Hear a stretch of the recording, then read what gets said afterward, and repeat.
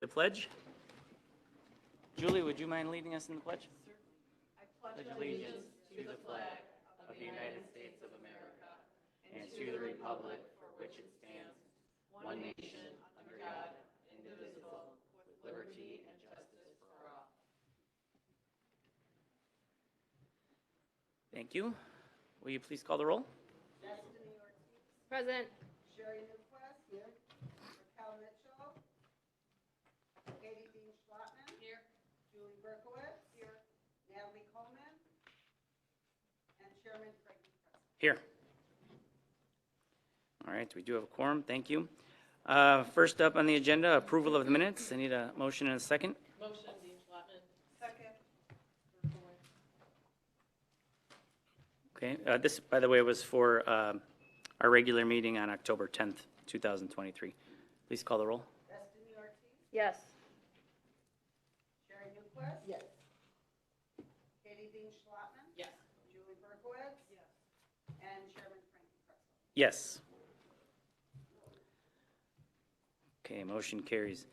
First up on the agenda under new business, ordinance amending the Will County, Illinois zoning ordinance for zoning case ZC 23057, Brian Lawrence and Sarah Stapp, owner of record, and Nathaniel Washburn of KGG LLC, attorney, requesting a special use permit for adult use cannabis infuser and a variance for minimum lot frontage from 300 feet to 10 feet, a variance for an adult use cannabis infuser from 1,000 feet to 210.86 feet from a property line of an area zoned for residential use, PIN number 14121440000800000, located in Manhattan Township, commonly known as 25130 South Schoolhouse Road, Manhattan, Illinois, County Board District Number 2.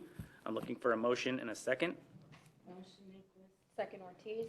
Okay, and I will open this up to Marguerite if you want to kind of shed some light on this. Thank you, Mr. Chair. So this property is located in Manhattan Township. It's located on the west side of Schoolhouse Road, just north of Manhattan-Monee. So the owners, Brian and Sarah Stapp, are living on this property. It's a 13.89 acre A1 property. They want to construct a 3,000 square foot commercial kitchen for the cannabis infusing business. This property is a flag lot, so it has a 10-foot wide drive that actually has 10 feet of frontage. The Planning and Zoning Commission granted a variance for that to bring that into compliance for the A1 district. Typically, A1's 300 feet.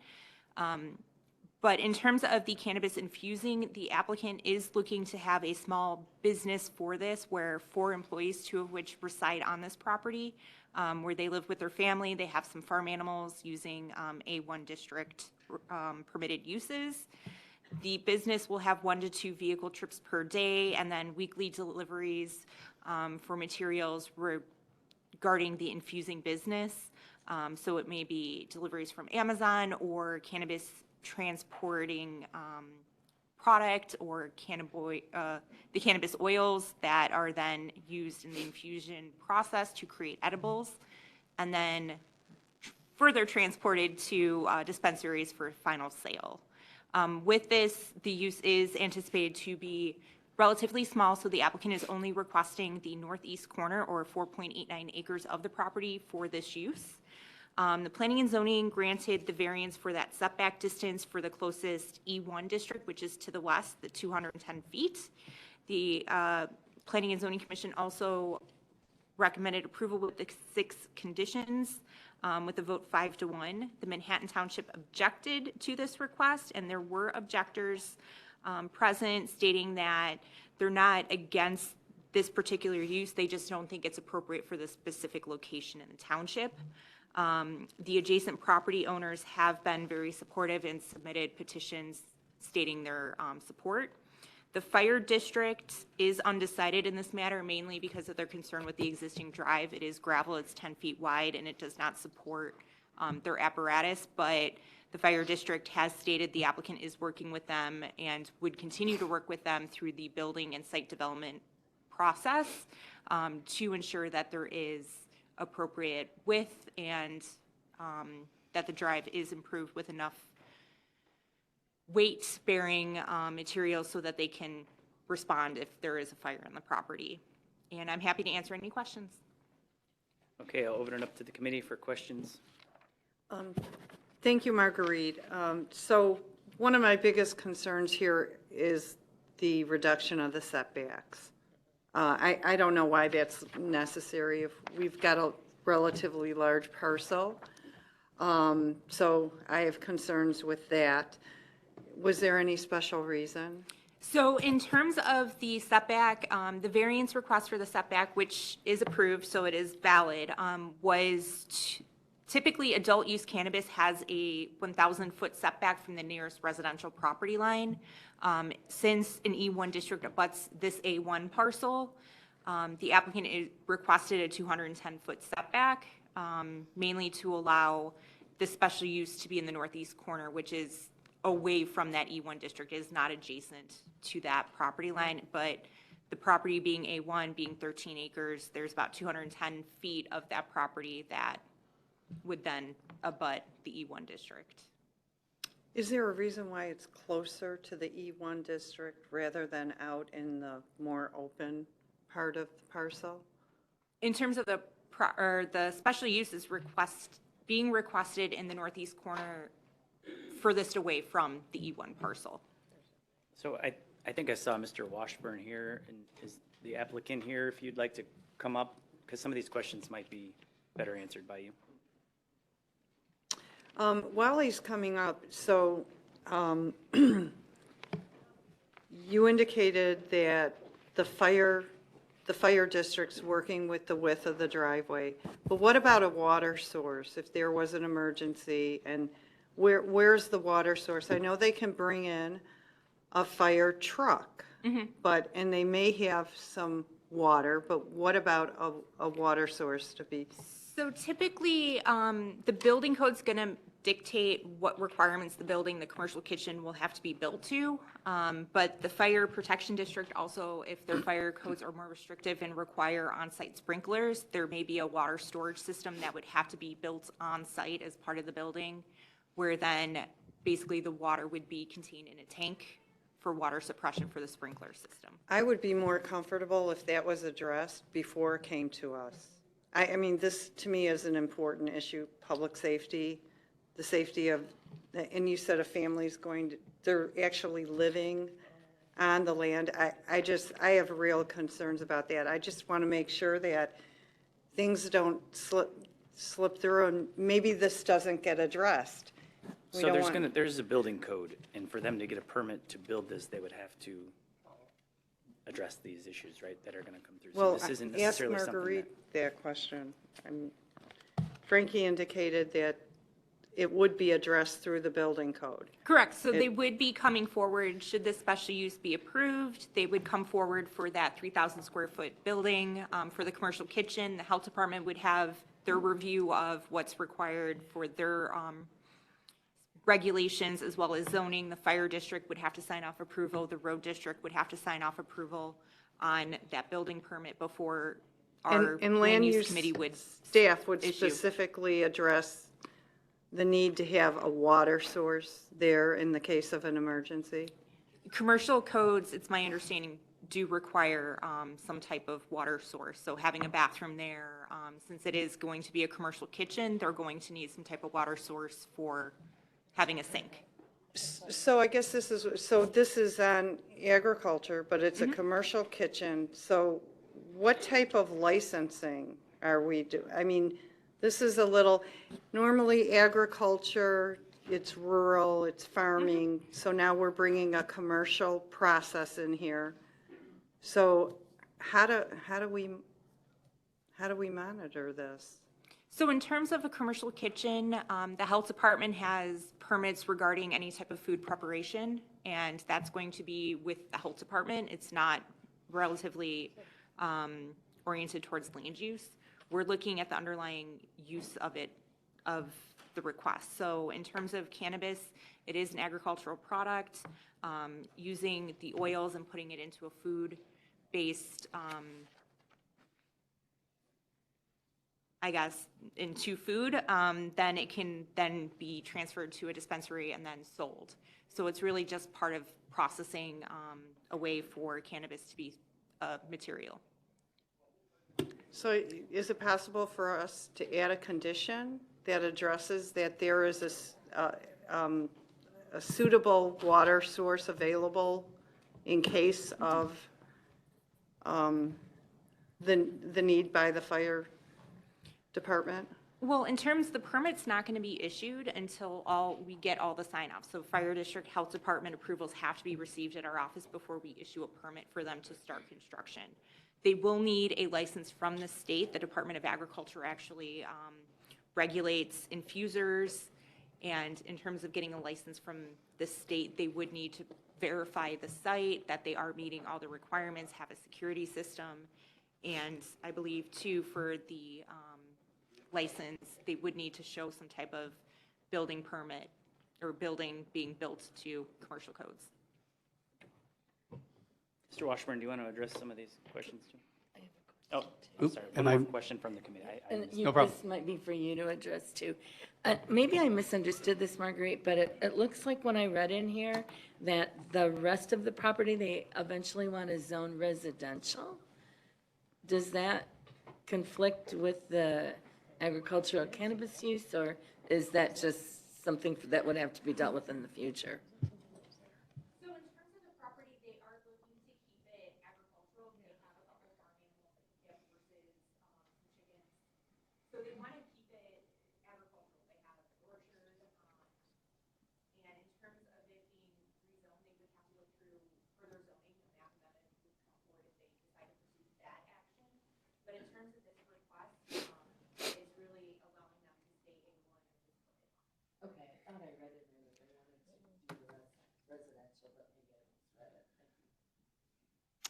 Thank you for your time this morning, Chairman and members of the committee. I'll try to answer, I'm going to answer them in somewhat reverse order because your question is also apt. So I believe what you were probably picking up on the notes is there is a neighboring property owner to the north that is considering at some point in the future rezoning his property for a residential subdivision, and that would be taken care of at the time.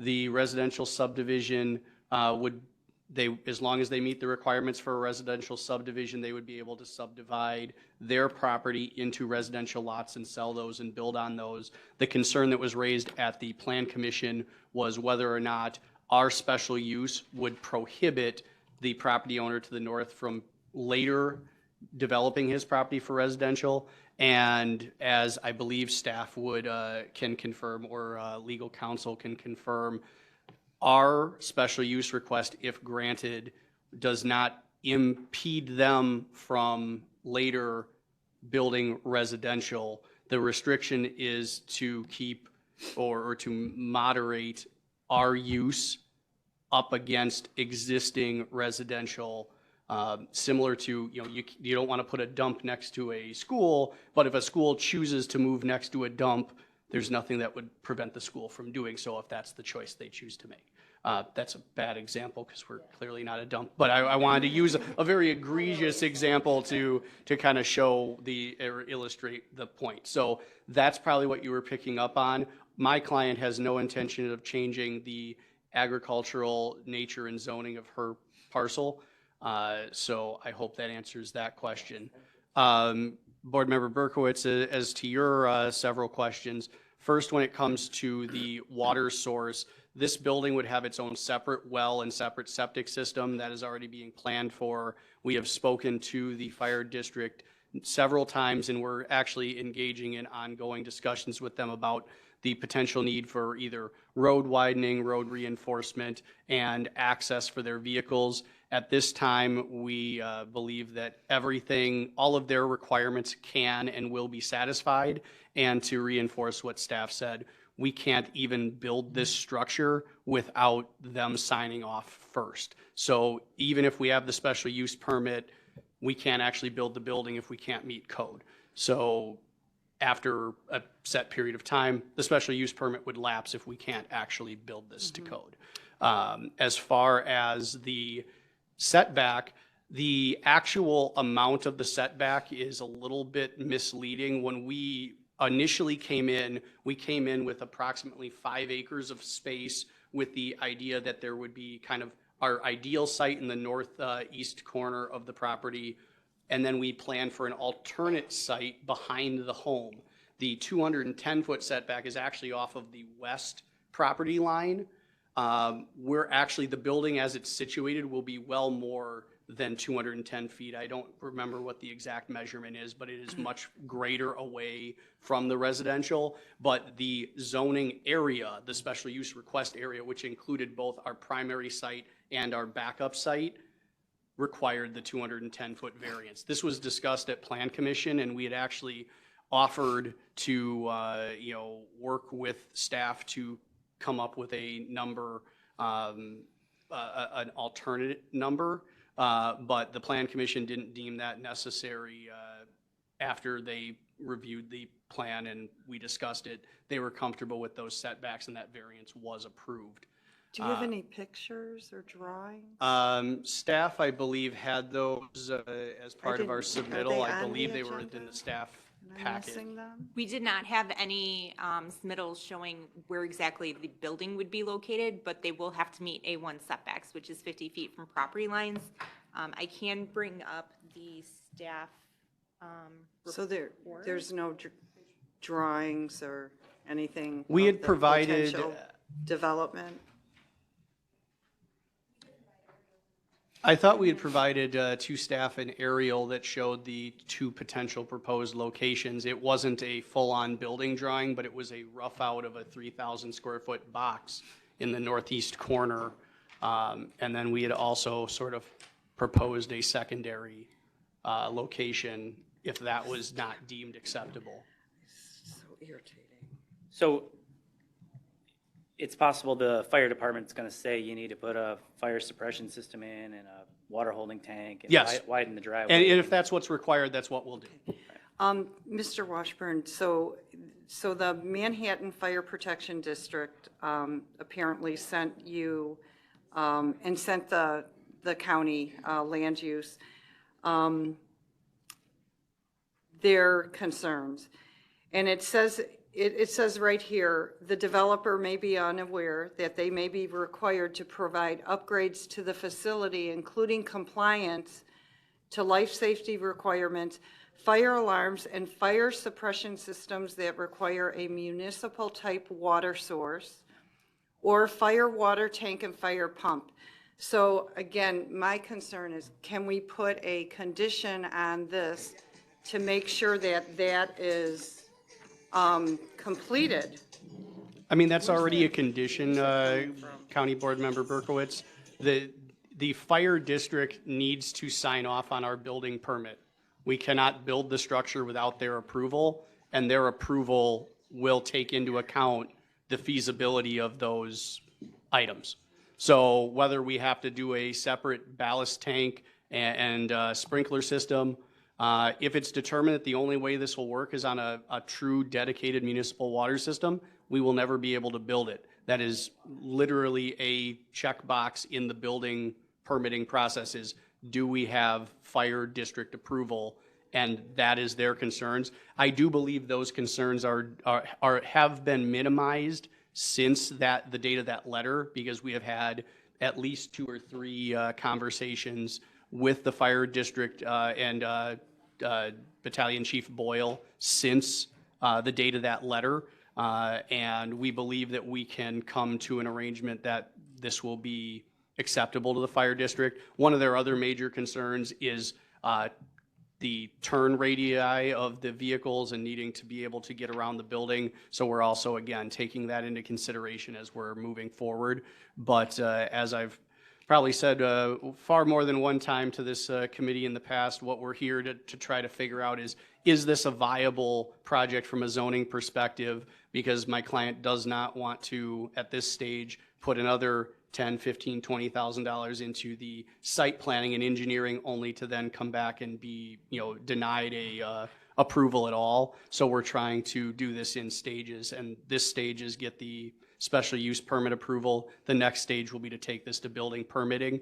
And I believe your last concern about licensure, we do have an infuser license granted to us by the Department of Agriculture in the state of Illinois. And we will have to pass all of the other food preparation and, other requirements of Will County, the health department. But we have no reason to suspect that we won't be able to pass those based on the facility we're looking to design. Okay, thank you for that information. My biggest concern to staff is that I just want to make sure that these concerns that the Fire Protection District has are met, because this is an issue of public safety, not only for the family who lives on the parcel, but the adjoining parcels. Yeah, and in terms of the fire district, if their requirements are not met, they won't sign off approval on a building permit. Same goes for the health department. If their regulations are not met, they won't sign off approval, and then we cannot issue a permit until we get those sign-offs. So in terms of this use, special uses have 2 years to essentially get a permit issued to start working on building the structure for this use. If the applicant cannot get sign-offs from the fire district, health department, road district, and get a permit issued within those 2 years, the special use is not considered legally established. They would have to go through the process again or request extensions at that point. So on the screen, I have just an aerial. The blue dotted line represents roughly the special use area. The red line is the subject property's overall property lines. So the western residence is the E1 district that's closest. So the blue dotted line is just what they requested with the special use area. That does not necessarily mean that's the building footprint. The building footprint's actually where the trees are in the northeast corner of the property. So up here, they would have to meet 50 feet from both that north and eastern property line.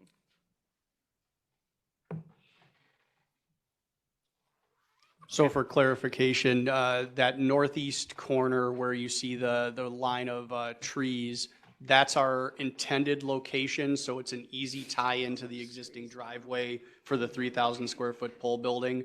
The reason for the greater setback is we had planned that in the alternative, if we were not able to, for whatever reason, engineer and get the building constructed in that corner, that open field in the back, the kind of boot shape there, that would be sort of the Plan B location for the 3,000 square foot building, because then we could tie into either the existing road to the shed building there or wrap the road around. We were sort of looking at if site engineering tells us we have to move the building, where could we move the building? So we sort of planned in this Plan A, Plan B scenario.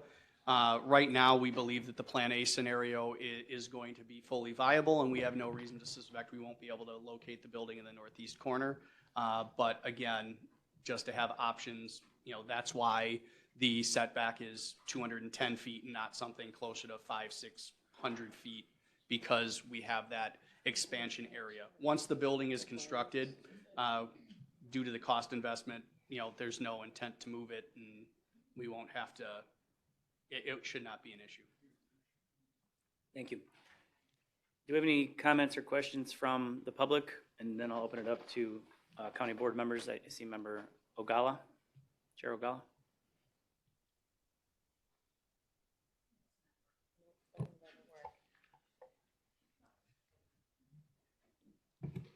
That mic just doesn't work, I guess. So I did tour the site. I went out to their home. I toured the site. I also visited with a neighbor to the north that had some concerns. But through land use department, we determined that they were concerned that whatever they did on this property here might impact them. It doesn't impact anybody but them. So I don't have an issue with that. This is a long driveway. It's very private. Because of that, I don't know who is really going to even know it exists. I do have a facility like that in Beecher in Washington Township. I assume their kitchen will look very much like this kitchen. Is spotlessly clean. You have to have the right amount of stainless steel and everything like that. I don't remember what the structure of their building is, but I think that it is a decent position for this young couple to have to grow. And I know that they'll only be able to do it within the confines of that building itself. And if they need to grow and go somewhere else, that would be something that would happen in the future. But I am supportive of this project. And as long as all the conditions are met, like you said, Julie, with the fire protection, district and all that, I think that this would be a good project. It's not a negative to the area, and I'm not a big cannabis person myself, but it's not a negative to the area at all. And nobody's even gonna know. Matter of fact, you cannot even see it from the road because they're so far off the main road. So I just wanted to give you guys that bit of information. Thank you. Thank you. Is there anybody here from the public that would like to speak on this? Okay, thank you, guys. Thank you. We do have a motion and a second. You can go ahead and call the roll. Yes. Yes.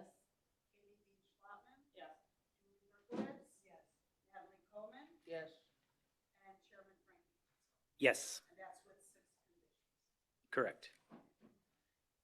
Yes, and thank you. Motion carries.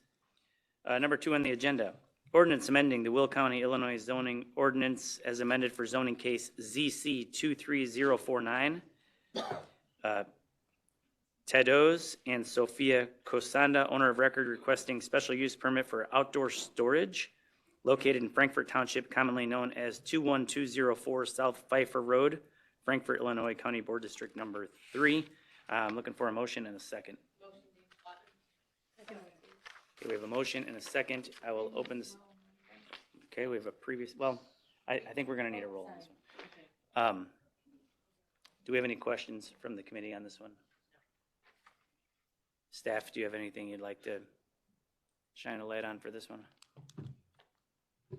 Not particularly, if you guys don't have any questions. Okay, I would like to point out, I spoke to the mayor of the village of Frankfort, and they do oppose this. It is across the street from a library, but backs up to a fairly new subdivision, and no, it's also important to note that the whole reason this is even before us is they were not in compliance with the existing code. So we can go ahead and have a discussion on it. Or is there anybody Yeah, here from I do the have, applicant side that would like to speak on this? You can come on over to the microphone.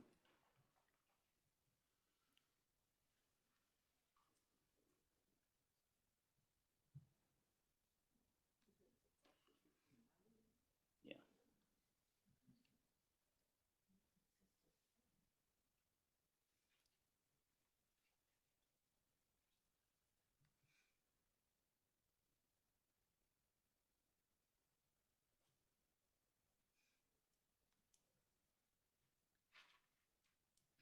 Good morning. Please turn your microphone on and introduce yourself before you speak. My name is Sophia Kokanda, and my husband Ted and I are the owners of the property. When we bought the property, we thought that there was already a special use permit for it, but we didn't know it didn't carry over. We just want a special use permit for his truck and excavator, and it would be behind the bar where it's not even visible from the road. We were not doing any business on the property. It's agricultural. We simply he just wants to park his truck because he has a concrete business and he does no work on the property. We have a small farm, sheep, ducks, and chickens, and we don't do any concrete on the property. Like I said, the barn is big, it's hiding, we have a gate, and we have a fence. You cannot see anything inside. It's not open to the public. We don't have any employees. It's a small business. He does the business. Property is agricultural. We are not changing the zoning. Like I said, we have sheep, lots of ducks and chickens, and We're just asking to park the truck, nothing else.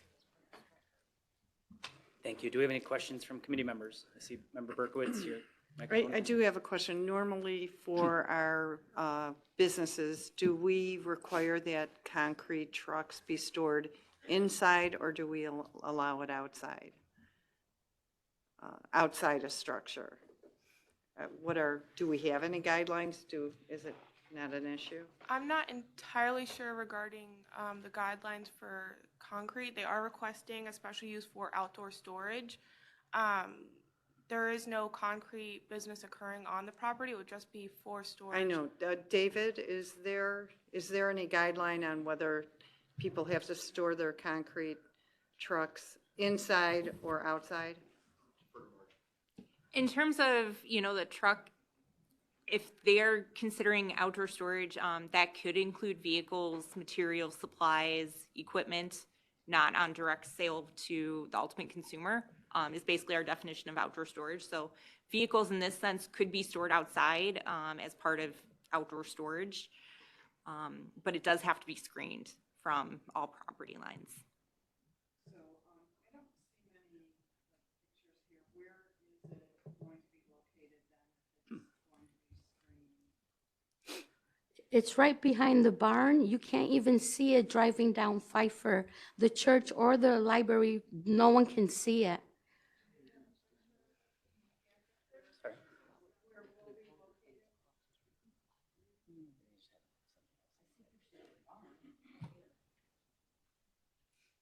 There's a picture of a building, I don't know if this is the barn, a white building with a white door, and there's two trucks next to it. Is that where the fire truck? So there's two trucks and There's a trailer and maybe a pickup, which is our personal and for the property, but the dump truck is behind the barn where no one can see it from the road. Or he also added a fence, so people walking down the bike path, no one can really see it. It's hidden. Okay. They took a lot of pictures. Any other questions from committee members? Member Newquist? Do we know why Frankfurt didn't originally object to this? There, They didn't file a formal objection. their reason for the objection is just their long-range plan has this zoned as a residential lot.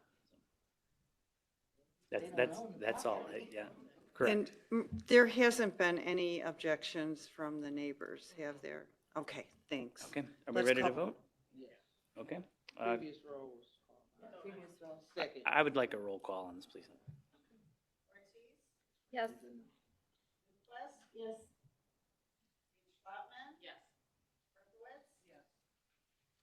Yes. I'm a no. Okay, motion carries. Moving on to number 3. Ordinance amending the Will County, Illinois zoning ordinance for zoning case ZC 23059.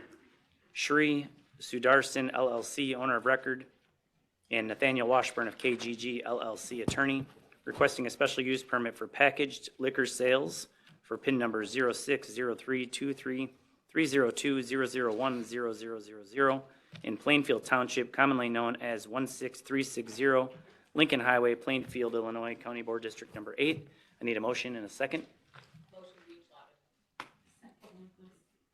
Okay, any questions on this one for staff or the applicant from the committee here?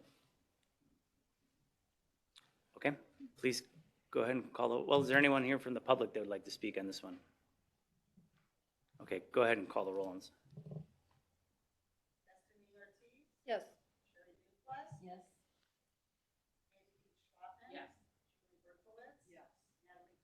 Yes. Yes. Motion carries. Number 4, ordinance amending the Will County, Illinois zoning ordinance as amended for zoning case ZC 23069. Jeffrey and Ann Ryman, owner of record, requesting a special use permit for accessory dwelling unit and variance for lot frontage from 90 feet to 80 feet, a variance for side yard setback from 10 feet to 2.5 feet, variance for street side setback from 30 feet to 20.9 feet, a variance for maximum height of an accessory dwelling unit from 20 feet to 26 feet, a variance for setback from 10 feet behind principal structure to 0 feet, a variance for maximum accessory building area from 1,500 square feet in Wesley Township, commonly known as 34420 and 34421 Lakeside Terrace, Wilmington, Illinois County Board District Number 1. I do need a motion in a second. Motion, Ortiz. Okay, so Adrian or Marguerite, I don't know who's going to take this one, but you want to clear this up? It's a kind of a Yeah, for this one, the applicant actually requested this to be postponed to December's land use. I forgot that, okay. Do we need to vote on that, or, okay, we have a, can I get a, we have a motion from Member Newquist, second Berkowitz. Can I get a previous roll? Schlappman, Second. second Coleman, all in favor? Any opposed? Okay, we're gonna postpone that one. Motion carries. No, I was a yes on the last one, yes. Number 5, ordinance amending the Will County, Illinois zoning ordinance as amended for zoning case ZC 23075. Mark Hansen and Kimberly Hansen, owner of record, Nathaniel Washburn of KGG LLC attorney, requesting a map amendment from A1 to E1, PIN number 0825073000250000, located in Wesley Township, commonly known as vacant South Rivals Road, Wilmington, Illinois County Board District Number 1. I need a motion and a second. Motion, Ortiz. Okay. Go ahead. Previous roll, Newquist. Second, Ortiz. Do we have any discussion on this one?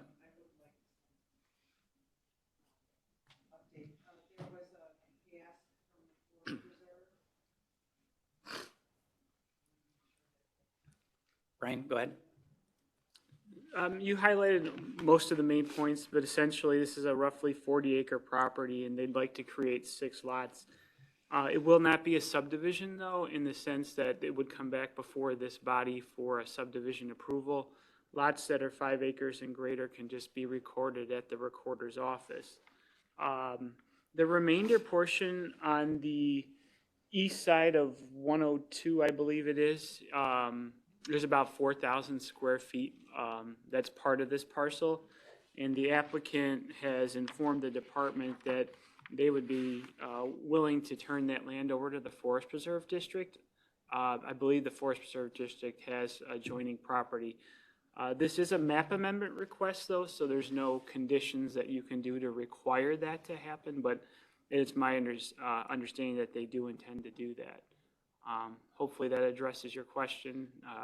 Be happy to try and answer any others. And then I know Mr. Washburn is here if you would like to go deeper into that. So I do have a question. So they want to change the zoning from agriculture to E1, but we don't, right now, you know, what is the value of that agricultural, the soil? We don't have any reports like from the Water, Soil, No, and the Conservation Will South District? Cook, with every map amendment, Will South Cook Soil and Water Conservation District does prepare a report. Okay. They did prepare a report and they missing did it? classify this as essential farmland.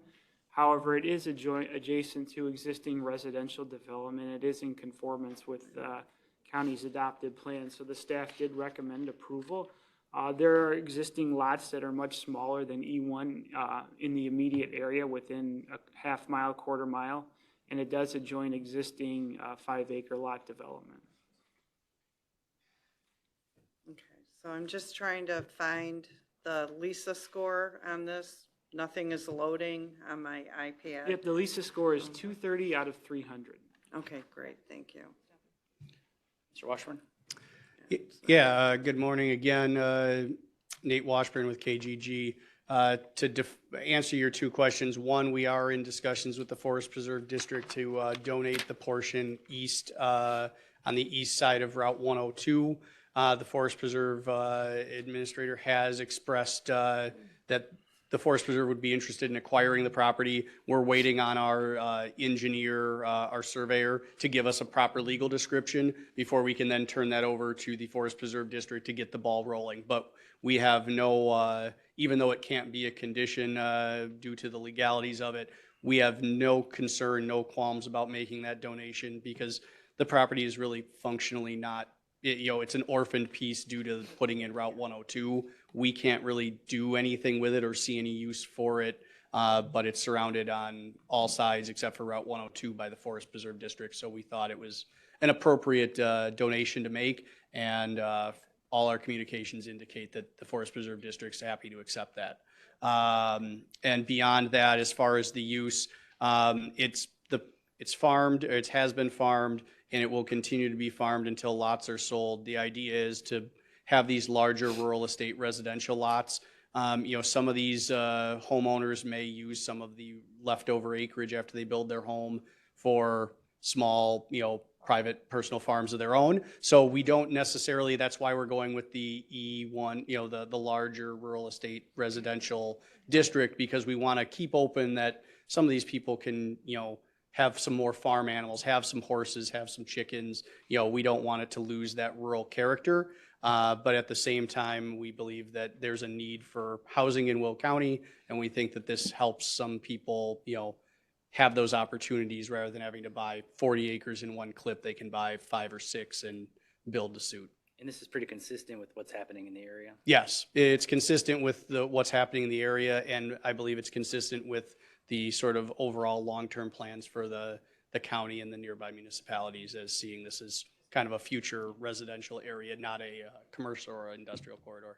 Thank you. Is there anybody here from the public that would like to speak on this one? Okay, we do have a previous roll and a second. All in favor? Thank you. Any opposed? Motion carries. Thank you. Number 6 on the agenda, ordinance amending the Will County, Illinois zoning ordinance as amended for zoning case ZC 23089, Michael Joseph Petrosky, owner of record, and Marcy Cosgrove, agent, requesting a special use permit for an accessory dwelling unit and a variance for side yard setback from 10 feet to 5 feet, a variance for maximum accessory building area from 1,500 square feet to 3,177 square feet, a variance for maximum height of an accessory dwelling unit from 20 feet to 26 feet, a variance for maximum size of accessory dwelling unit from 650 square feet to 2,212 square feet for PIN number 0603263020050000, Plainfield Township, commonly known as 2423 Helmar Lane, Joliet, Illinois, County Board District Number 7. I need a motion and a second. Motion Berkowitz. Second Dean Schlotman. We do have some questions. I'll let you go ahead. I just would like to know what they're building, because it went from, it's like double the size of what our ordinance says. The best way to answer that is that the zoning ordinance does allow an accessory dwelling unit up to 650 square feet with a special use permit. So anything that exceeds that number, then they have to request a variance to that number, and they did request that variance, and that was denied at the Plan Commission. Later on the agenda, there is the appeal part of that Plan Commission decision. But the reason for the increased size is they're proposing a residential living unit for the homeowner, the property owner is Michael Joseph Piotrowski, and Marcy Cosgrove is the mother, and she'll be living in the ADU. At least that's how it's proposed now, if approved, with her husband in that space. And that's the size that they wanted to build. The zoning ordinance allows people to request a variance to a number that, that they deem necessary to construct what they want to, and if it's approved, then they can do it. So that's the reason. It's essentially just another home on the property, and it's larger than what maybe most typical ADUs would be, but we have been seeing other variance requests much above 650. In fact, 2 have been granted earlier this year. Is this going in behind the house? Or? Yep, that would be correct. So there is a home that's out front. This is in the Crystal Lawn subdivision, which was platted in 1967, and there's many homes that date back to around that period. So the existing home is out front, and then a little bit to the rear is the existing accessory detached structure, and they're going to take and modify that detached structure and build a ADU onto it, and it'll still function as a garage on the first level, but then behind it and above it will be the residential living area. There are architectural renderings in the packet for you to see. Okay, Member Newquist? So yeah, I was looking at this and I was really kind of confused by it. So they're actually building a house onto the garage, correct? That's correct. I mean, it's a remodel of the existing structure, and it's, a whole new set of plans to add on to that garage and make it fit the character of what's already there on site. The part of the ADU requirements are that the structure that is constructed has to be of similar material to the existing home. So it won't be a garage. It'll have, a similar look to what the house has now. So why is it classified as an accessory structure and not as a dwelling? Or, Yeah, so if you're, there's a lot of requests here, okay, so. because it sounds to me they just want to build two houses Yeah, on and this that's- property, which is not an unreasonable request, but the way that it's being presented, with the accessory structure and all the variances, just sounds awfully convoluted. Yeah, it is definitely complicated. So the ordinance limits ADUs to 650 square feet. So if it could meet those requirements, none of those variances would be needed. Staff did recommend approval of the special use permit for the ADU. And then staff also did recommend approval of the variance for 10 feet to 5 feet. That's an existing condition, and that was approved by the Planning and Zoning Commission. So the application that's in front of you right now is for the ADU. And because the PZC voted down all of the other three variances, which are for accessory building area, maximum height of a detached ADU, and maximum size of an accessory building, those are on an appeal later on in the agenda. So right now, it sounds strange, but you would only be approving the ADU portion, which if this committee and the county board did approve it and the variances weren't overturned, then the ADU would be limited to 650 square feet. So it's still possible to do the ADU on the site, but to do it the way the applicant would like to do it, they'll need those variances to be overturned. And like I said, you will be hearing that later on in the agenda. Brian, if this was an attached garage and they wanted to put a 2,100 square foot addition on the house, that would be no problem, right? So the only thing that would control, if we just removed accessory dwelling unit and just took it out of the picture and don't think about that, and they just wanted to do a 2,100 square foot addition, they can do that, provided they can meet setbacks and that it's an adequate distance away from the septic field. So there are setback requirements for that, but yes, they could. There's nothing stopping them from doing that. Okay, thank you. Is there anybody here I that would do like have to a speak from the public on this one? You're the applicant. Would you like to come speak? Thank you. And then go ahead, Member Berkowitz. So, Brian, this is not a separate structure. It's being attached to the detached garage.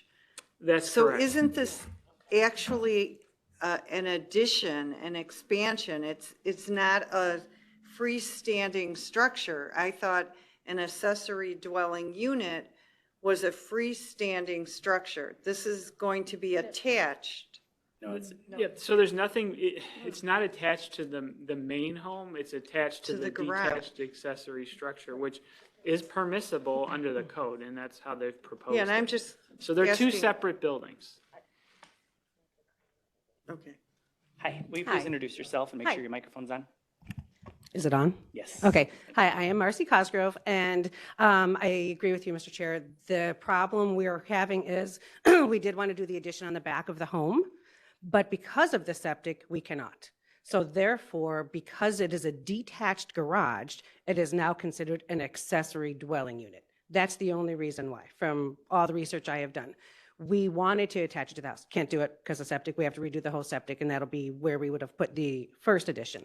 So we had decided to do a bump out in the back. My dad will live downstairs, and my husband and I will live upstairs, is our proposed, what we'd like to do with the property.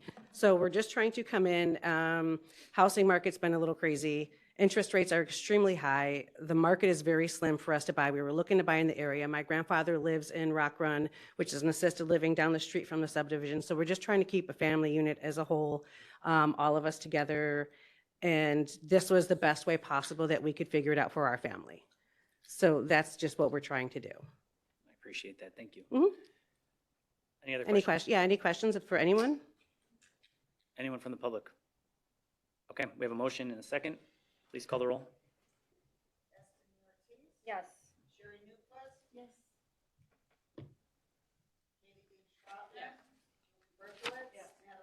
Yes. Yes. Thank you. Good luck to you. Thank you, board. Number 7, ordinance amending the Will County, Illinois zoning ordinance as amended for zoning case ZC 23095, Jose Mendoza and Juan Mendoza, owner of record, Serena Lisa, agent, requesting a map amendment from R4 to C4, a variance for a minimum lot area from 20,000 square feet to 10,503.15 square feet for PIN number 1104344030170000 and 1104344030180000, located in Lockport Township, commonly known as vacant State Street, Lockport, Illinois, County Board District Number 5. I need a motion and a second. Berkowitz, second Ortiz. Okay, Marguerite, do you want to shed some light on this one? Or I'm sorry, Brian? Thank you, Mr. Chairman. That'll be me. I'm sorry, I was talking to the previous applicant, but as you stated, it is a map amendment for R4 to C4, commercial zoning, and the Planning and Zoning Commission did approve the variance already from 20,000 square feet to 10,000 square feet. And essentially, this is for an automotive repair business, which is a permitted business in the C4 zoning district. There were no objectors to this request. The applicant intends to, like I stated, operate automotive repair in this area. However, if the C4 zoning is approved, essentially you are approving any C4 permitted use. In this area where this is proposed is, there's pretty much lined with industrial and commercial zoning of similar uses. So it definitely is in character within the area. Staff did recommend approval of this, and if it is approved, they will have to come in for a site development permit, and staff will make sure that all county ordinances are adhered to. Thank you. Anybody here from the public that would like to comment on this one? Okay, can I get a previous roll? Previous roll. Newquist, second Coleman, all in favor? Aye. Any opposed? Okay, motion carries. Number 8, ordinance amending the Will County, Illinois zoning ordinance as amended for zoning case ZC 23073.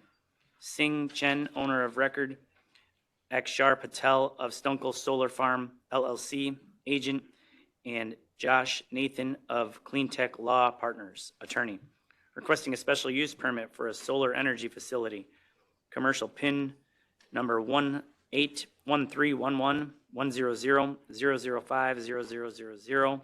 This is in Green Garden Township, commonly known as vacant Stunkel Road, Frankfort, Illinois, County Board District Number 3. I need a motion and a second. Motion Ortiz. Okay, I know we have several members of the public that wish to speak on this one.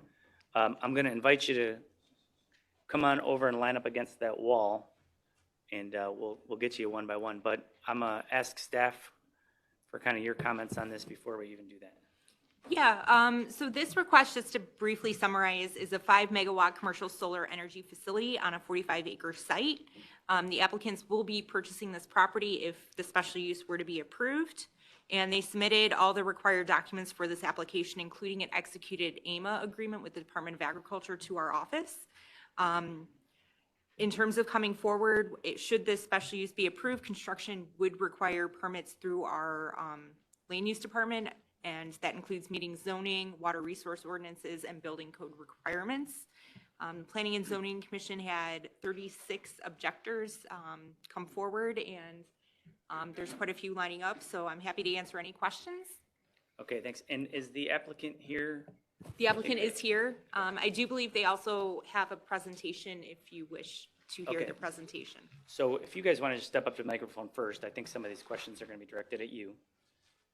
And then I will open it up to my committee here for questions. I don't see any. Member Coleman? So they want to build a solar farm or a business that's going to produce solar panels? They're looking to do a solar energy facility, so a solar farm, yes. And then they're the owners of all 45 acres? They would be looking to purchase the property, correct? So the whole 45 acres would be taken up by this? I believe they are actually proposing to go smaller than that, but their initial request of the 45 acres is to allow them to further pursue due diligence to see what area is appropriate based on the 5 megawatts, how they can best entertain that. I believe they really are looking at, based on the site plan, going pretty much the entire acreage. I think they've updated it to move from the bottom of the property, move north slightly. Sounds like they do have a presentation to share. Is it more than 3 minutes long? I'll keep it brief. Can you do 3 minutes? All right, then any other questions before I open it up to them? Okay, go ahead. Okay, Please thank you. introduce Yes, yourself. my name is Jim Griffin with the law firm of Shane Banks, here on behalf of the applicant. I want to make a brief statement, and I'm going to turn it over to the client that's going to make the presentation. This project does comply with the requirements of the Will County zoning ordinance and with the statewide siting act for solar energy facilities. We do exceed the residential setback requirements by more than double the 150-foot required setback. We have no objections from the immediate neighbors to the south, east, and west, and that's all property that's used for agricultural purposes right now. We did receive a number of objections, including from Green Garden Township.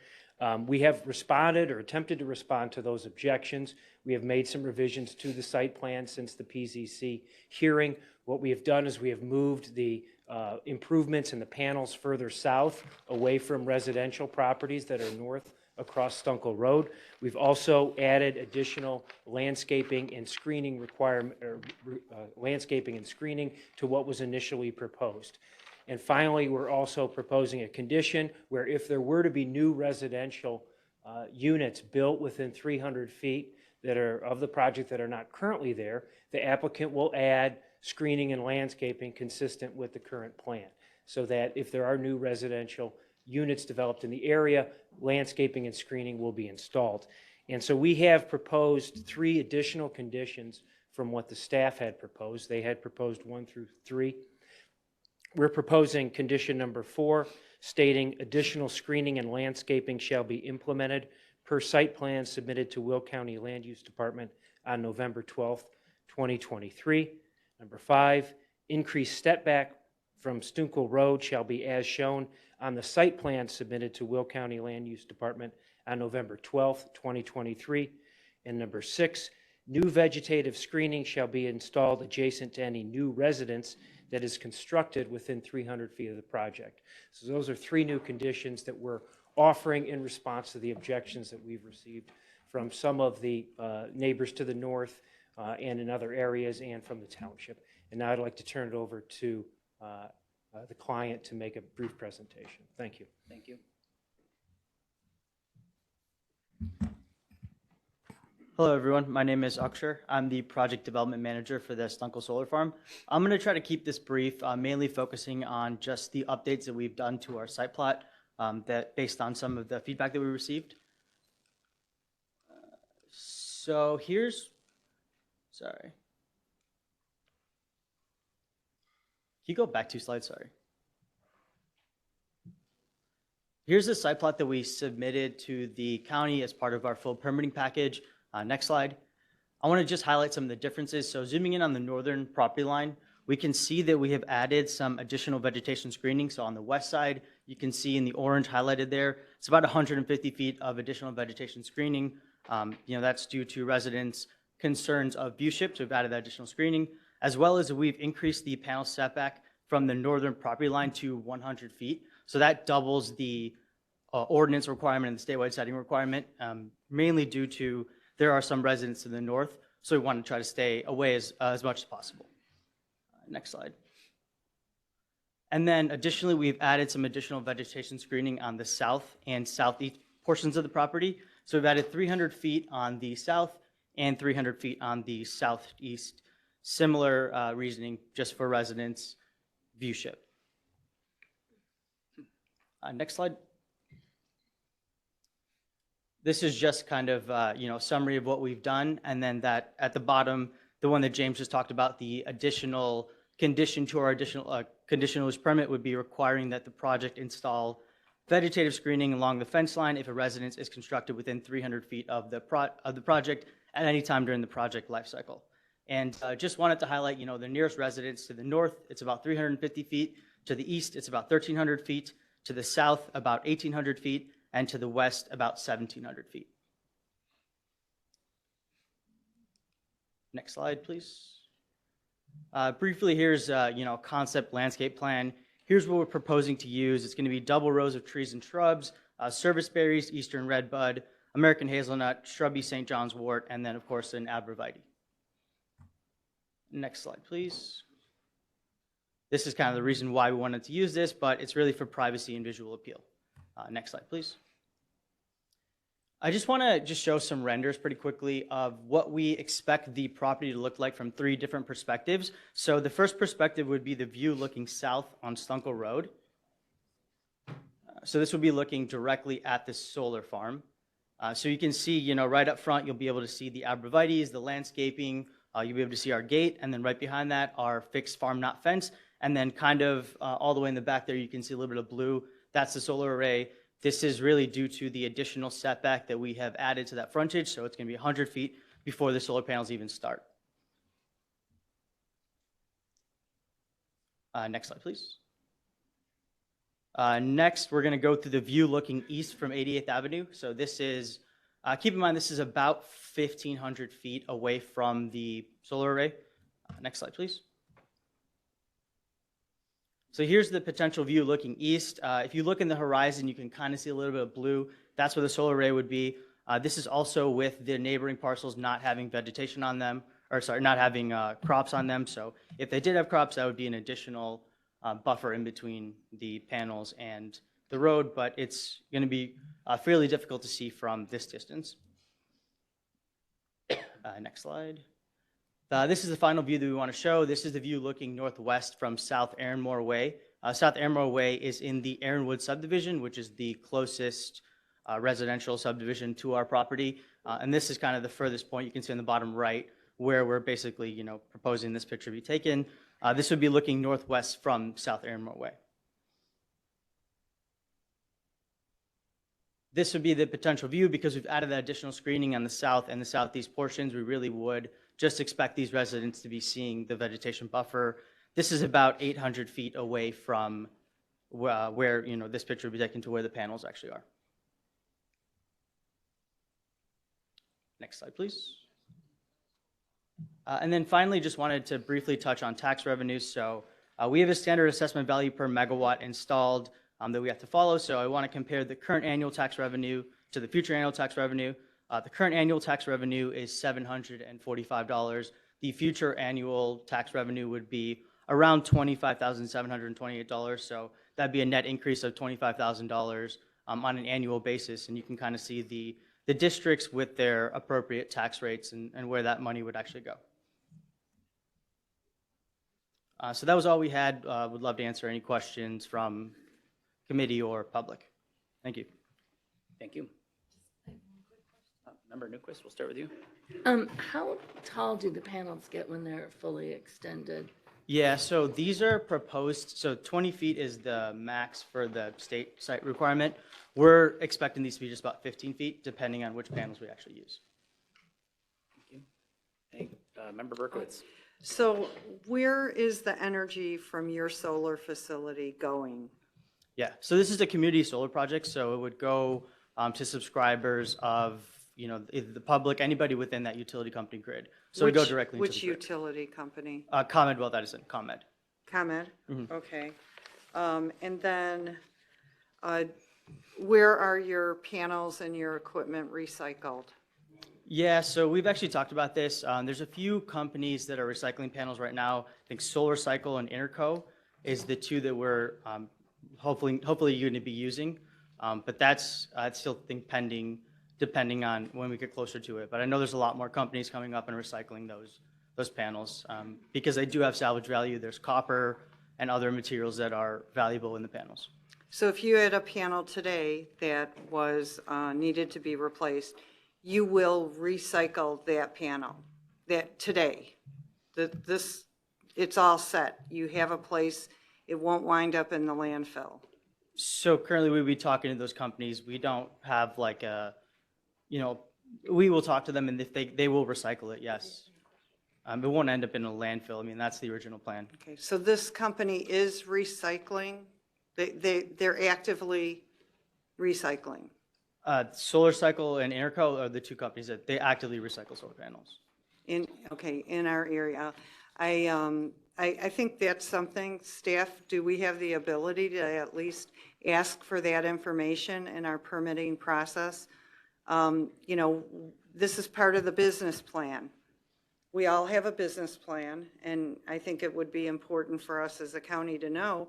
We want to be assured that these items are being recycled. This is green energy. So we don't, last thing we want is anything to wind up in our landfill. Our landfill is full. And, so I guess that would be my second question. Nothing from this solar facility will wind up being thrown away? I can't say that nothing will be thrown away. There are other components, inverters, transformers, there's wiring and all that. So I can't say nothing was going to be recycled, but the plan is to recycle the actual solar modules.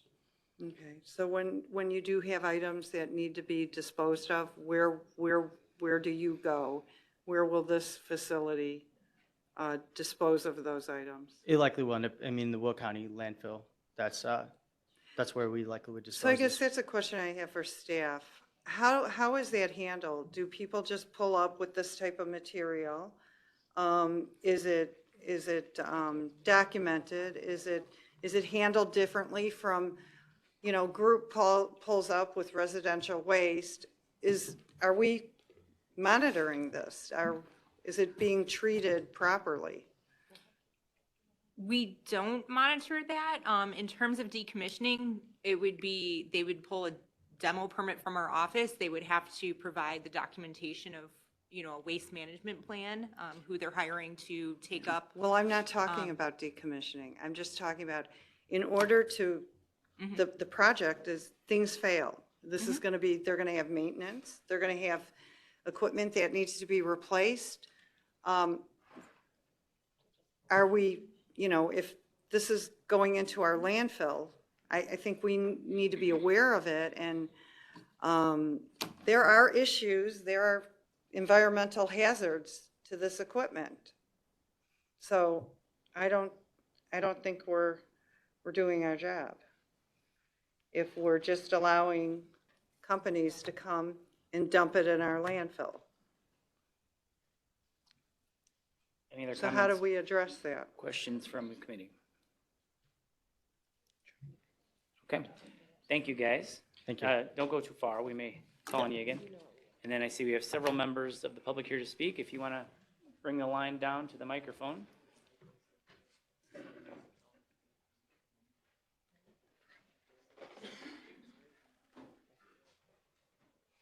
So we do have several comments, so I just ask that you keep it brief, and please introduce yourself, make sure the microphone is on. Good morning, Land Use Board. My name is Mark Sarkeesian. I'm a resident of Green Garden Township. I'm also the planner. We did hold a hearing at our town hall 8 evenings ago. It was a full house. I don't proclaim to officially represent all our other Green Garden residents, but some of the common themes I wanted to just kind of review so we don't get too many repeats. And again, you know that Green Garden is one of the jewels within Will County. We're not against solar. We're against where they want to put the solar. This is in our quadrant that's residential, and it's against our comprehensive plan. I heard one of the board members talking about business plan. We have a comprehensive plan. And then I've seen some of the other sites, and their photograph was sort of zoomed in. If you zoom out, there looks like there's more residents than were shown. And then at the last meeting, there was another company had hired a property value expert, and I guess the comps that they look at are subjective, but they weren't anything related to what I would say Green Garden was.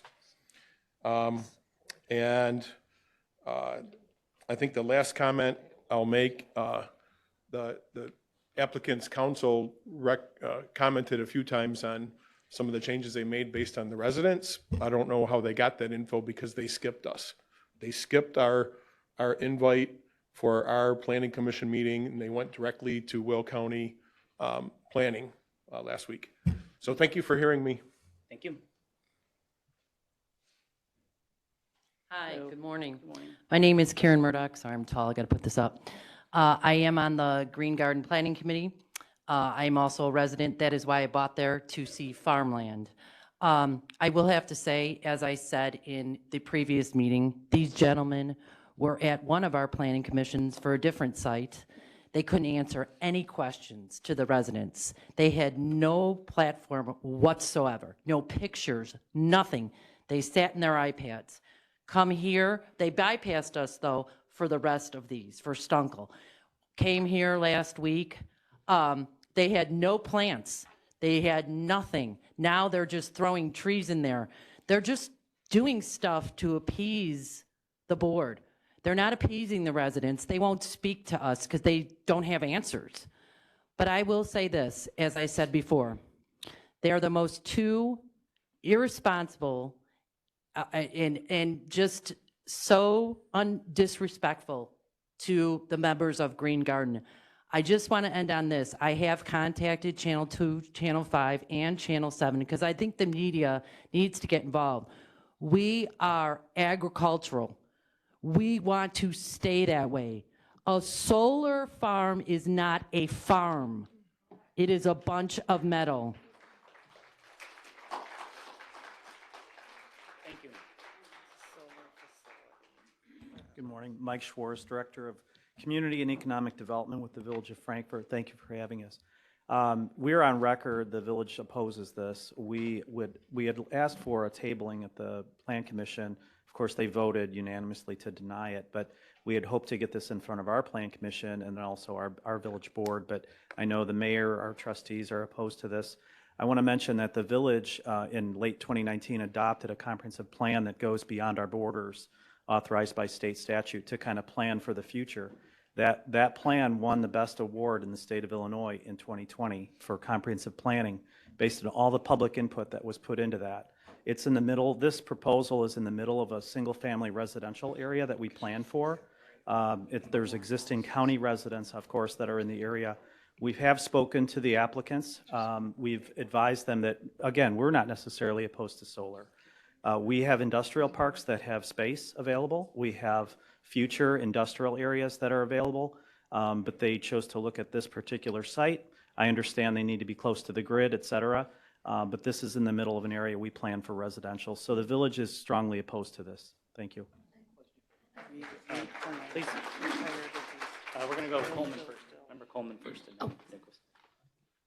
And This was brought up in another city about the plans for the future. Has there been any funding, I guess, reserved or for buying the land to the west and east? Because we even had a board member say that plans fail. I commend you on winning that award, right? But planning is one thing, implementation is another. And unfortunately, we have a solar farm case every month that we're here. We have another one after this one. So my question is, when villages, townships, cities have these plans, it's almost like you're putting, I guess people will say solar farms are innovative and futuristic, on hold. The other concern I have, many residents come up here and they talk about why they live where they live.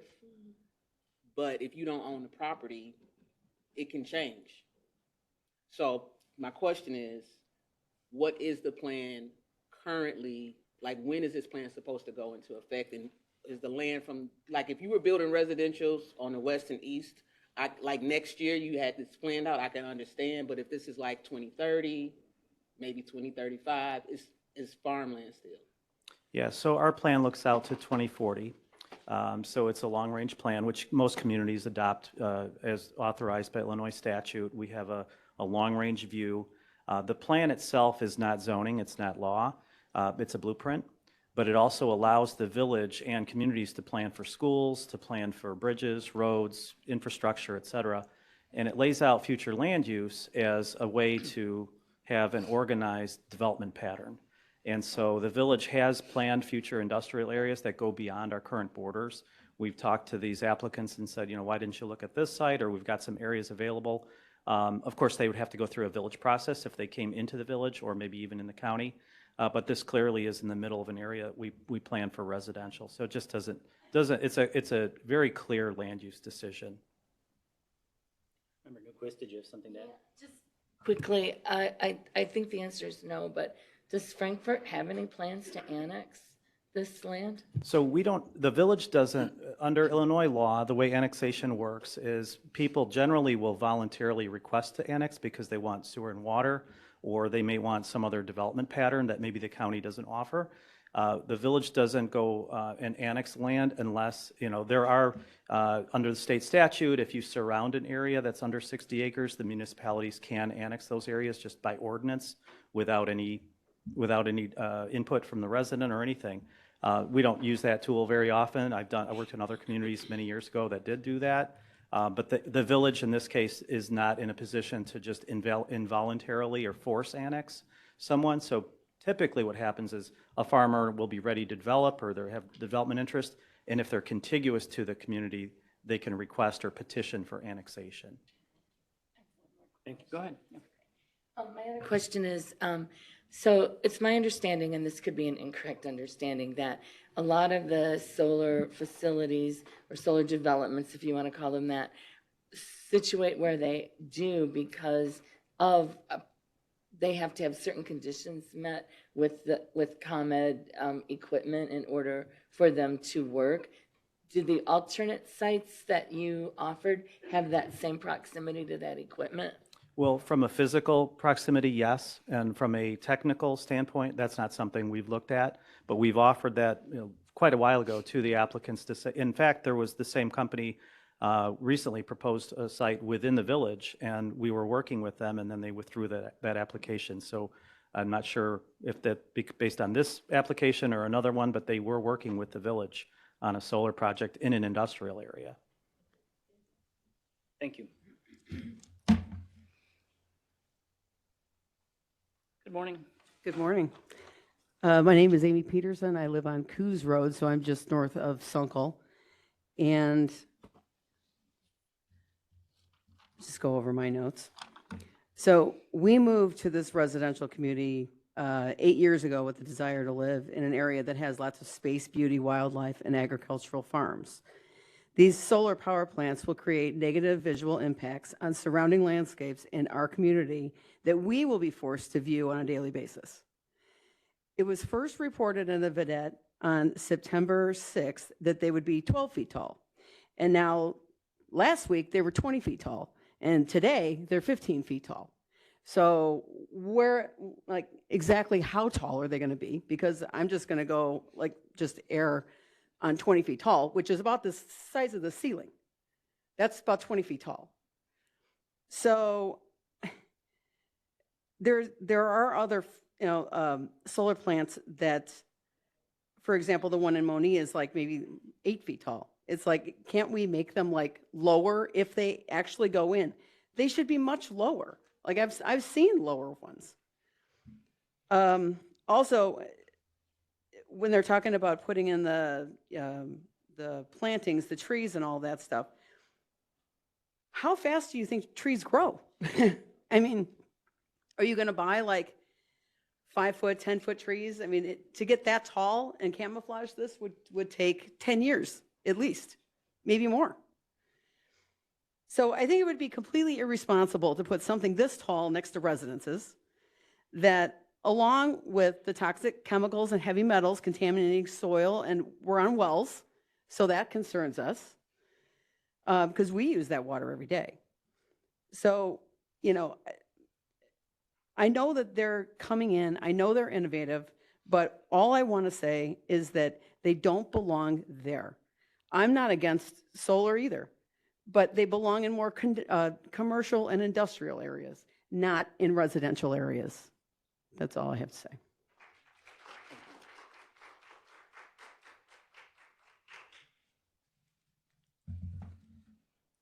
Good morning, Mr. Chair, members of the board. I'd like to just read my statement.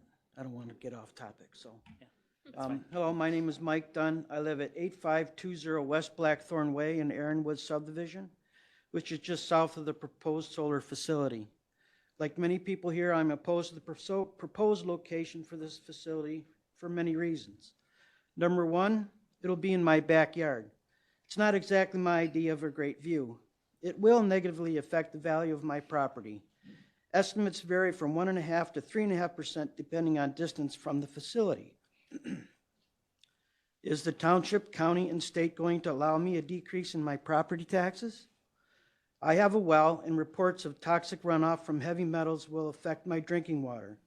Green Gardens Comprehensive Land Use Plan has no plan to provide city water to its residents. Number three, what is the long-term outlook for this project? Do we have any guarantees Surya Power will be around in 5, 10, 15 years, let alone the 30 years that this special use agreement asks for? Will Surya Power be the ones that change or remove 13,636 panels when advancements in technology leaves them outdated or even obsolete? Or will a second or third or even fourth leaseholders be responsible for it? Or will they walk away claiming no responsibility, leaving Green Garden and Will County taxpayers responsible to revert the property back to prime farmland to avoid a solar panel junkyard? I must ask, what is the economic benefit of this project for the township and the county? The company stated a six-figure tax dollar number for the community. That sounds great, but over its lifetime on an annual basis, it brings in no more taxes than that of a typical Green Garden homeowner. I understand the need for alternative energy sources, and as long as they're in a suitable location, they're fine. The Green Garden Land Use Plan, while not expressly identifying solar facility locations, does provide commercial and industrial areas where projects like this are better suited. Surya Power is showing total disregard for our community by continuing to propose this installation as well as others in non-planned areas. Why should we believe they will become better stewards for the land and the community for the next 30 years? Please vote no. Thank you.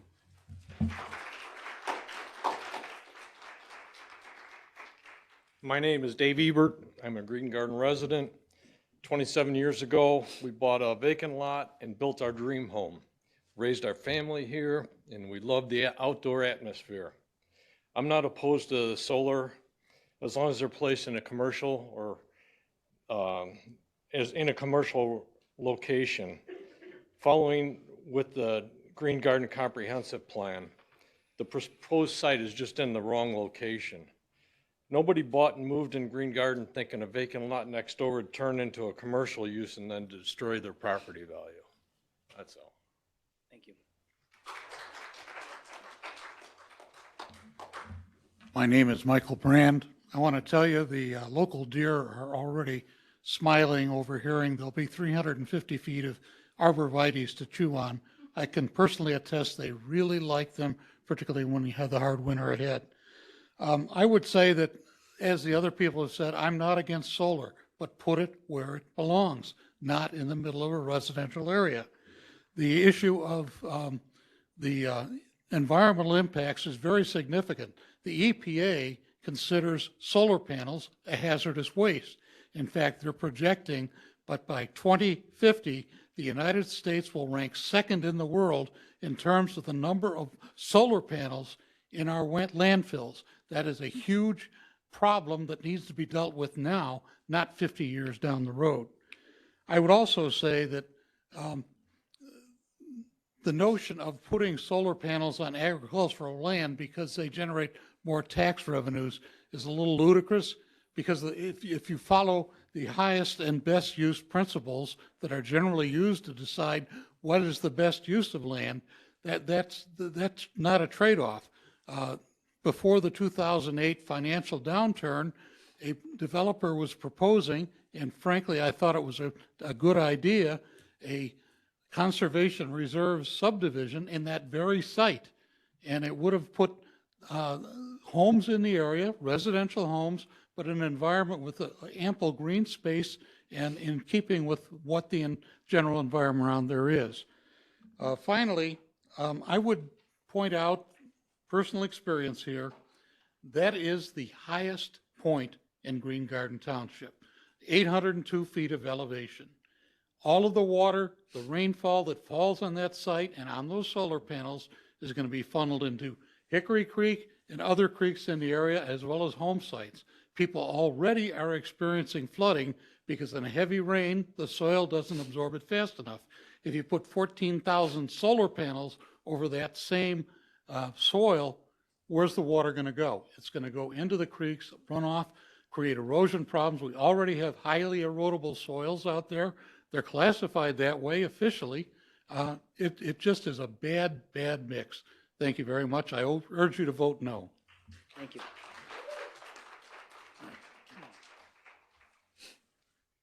Morning. I'm scared to death to be up here, so bear with me. However, I feel it's necessary to have some things said. I think we need to go back to some 3rd and 4th grade social studies. And we call a lot of things a farm. Solar panels are not a farm. By definition, an area of land is buildings. I'm going to be simple with you, forgive me. For growing crops and rearing animals, typically under the control of one owner. All right, now let's go to the definition of a power plant. An installation where electrical power is generated and distributed.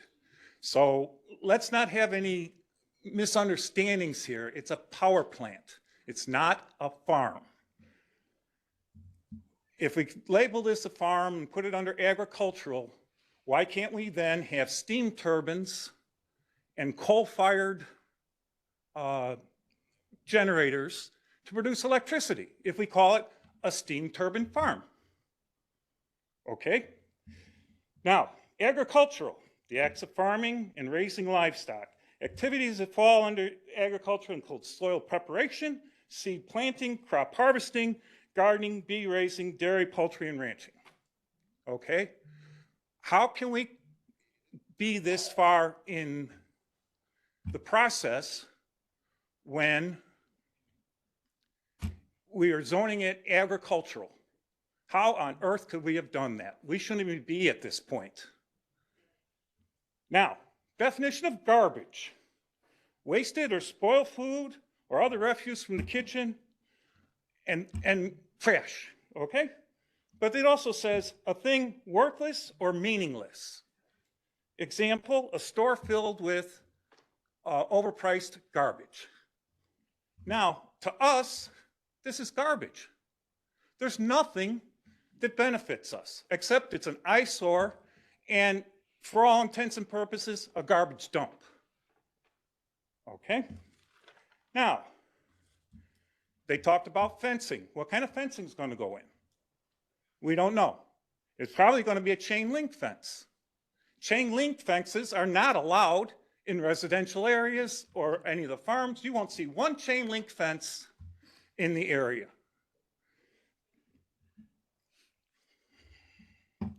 Excuse me. All right, you got noise pollution, you got light pollution. There was a gentleman that spoke here that had a bee farm. That light pollution affects the bees, believe it or not. And you think, well, it's such a bee farm. Well, we don't need to bother with him. And yet we do. Bees are very important. And none of this has been addressed. And we continue to try and put this in a residential agricultural area. And the lady on the board here said, well, people move in and expect things not to change. Well, yeah, we do expect certain things. I have a crop behind me right now. I'd love to keep it, you know, the farmer doing his thing and everything else, but I know that that can change. But I don't think it should change to a solar panel farm, because it certainly could happen that you give them the okay for this, they're going to expand. And after they expand, that area that's zoned to turn residential can no longer be residential because it's too close to the solar farm. I'm almost done. Bear with me, please. Okay. While solar farm fires are rare, it only takes one instance for a catastrophe. Now, it's mentioned that you're 350 feet away from a home across Stunkel Avenue. Well, I've read that the safe distance anywhere from 900 feet to 1.2 miles should be the safe distance from a farm.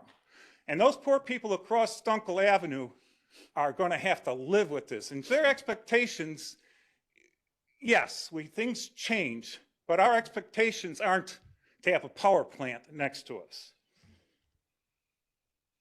Finally, okay, fire. Nothing's mentioned about fire. On the last meeting that was here, they addressed fire. Well, the fire department didn't talk to us about it. And if you look at the access road, can they even get trucks down there? It looks like at that access road, there'd be one truck to get down there.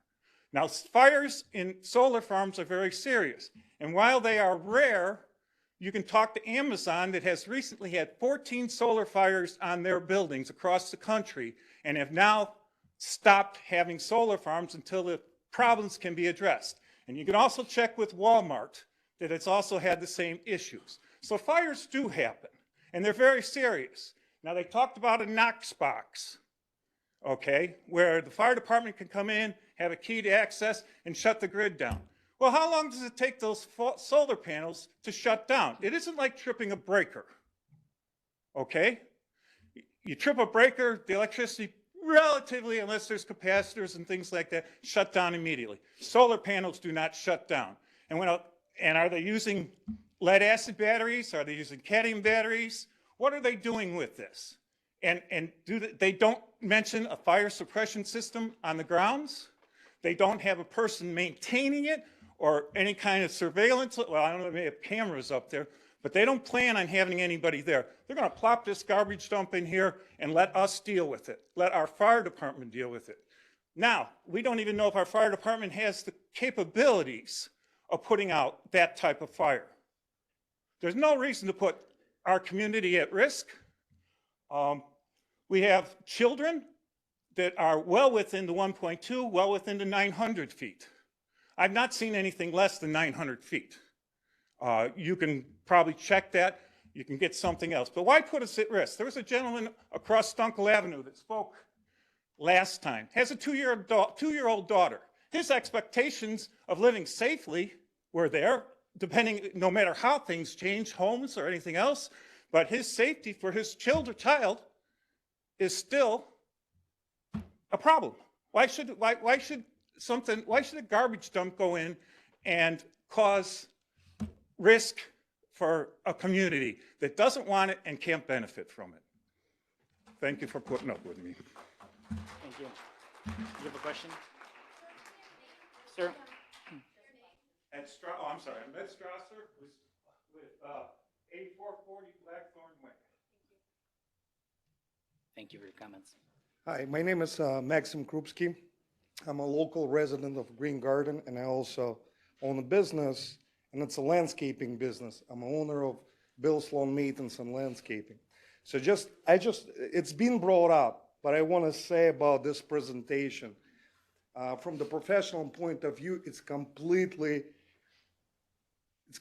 phony. Because the trees you're gonna plant at the most is gonna be 6 feet. This is 20 feet ceiling, and that's a 20-foot solar panels. For that tree to grow that high, first of all, it's gonna take more than 30 years. Second, in the area, those arborvitaes will never survive.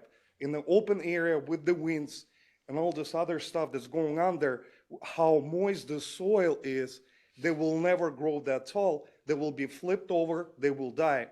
Now, if it's a 30-year contract to rent this place, well, who's gonna do the maintenance on all this that's been presented to us? It's not gonna grow on its own.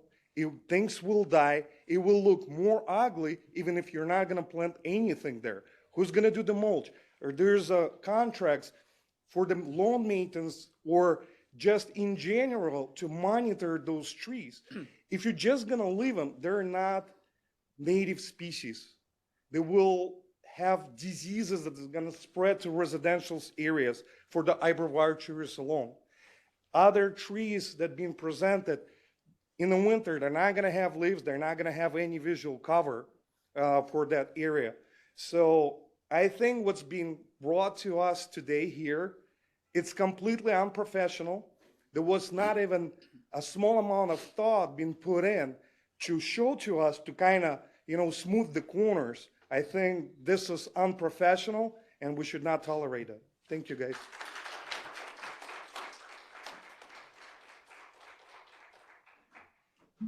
Thank you, Board, and thank you for allowing us to speak here this morning. I'll try and make this as brief as possible, even though I took out a legal pad of paper here. I'll try and go down my notes quick. First, I'd like to thank Chairperson Berkowitz for asking those questions, because those are all relevant questions when it has to deal with the waste that's generated. And some of you may have heard me speak, before. I'm speaking on having experience of 45 years in the power production business. Okay, I've been involved in coal generation, nuclear, wind, solar, gas, everything as I spoke last week here, with the exception of geothermal. So when I talk about land development, operation, and maintenance, I'm speaking from experience. I've been a resident here in Will County for 38 years. My travels, though, have taken me all throughout the United States and in Canada, and doing my development and working with all the above that I had mentioned, okay? So a couple of items here. And once again, I'll make this as quick as possible. We talked about the collection system. Typically, a project of this size, you have a small substation that is located nearby. So I would like to hear more about how we're going to actually move this amount of power into the lines, and what lines are we talking about moving it into? 4 kV lines, 138 kV lines. How are we moving it into? Is it through step-up transformers or what? And I'm asking these questions because, once again, as Mark has mentioned, in Green Garden in general, we're not opposed to solar power, okay? It's just a matter of where. So once again, I'm going to go back and ask some of these questions. It's where and how we do it with the collection system, whether it's underground or if it's a T-line, if it's overhead. Okay, these are some considerations that we have to think about. Fire suppression. The gentleman who was just up here speaking prior to me, he talked about fire suppression.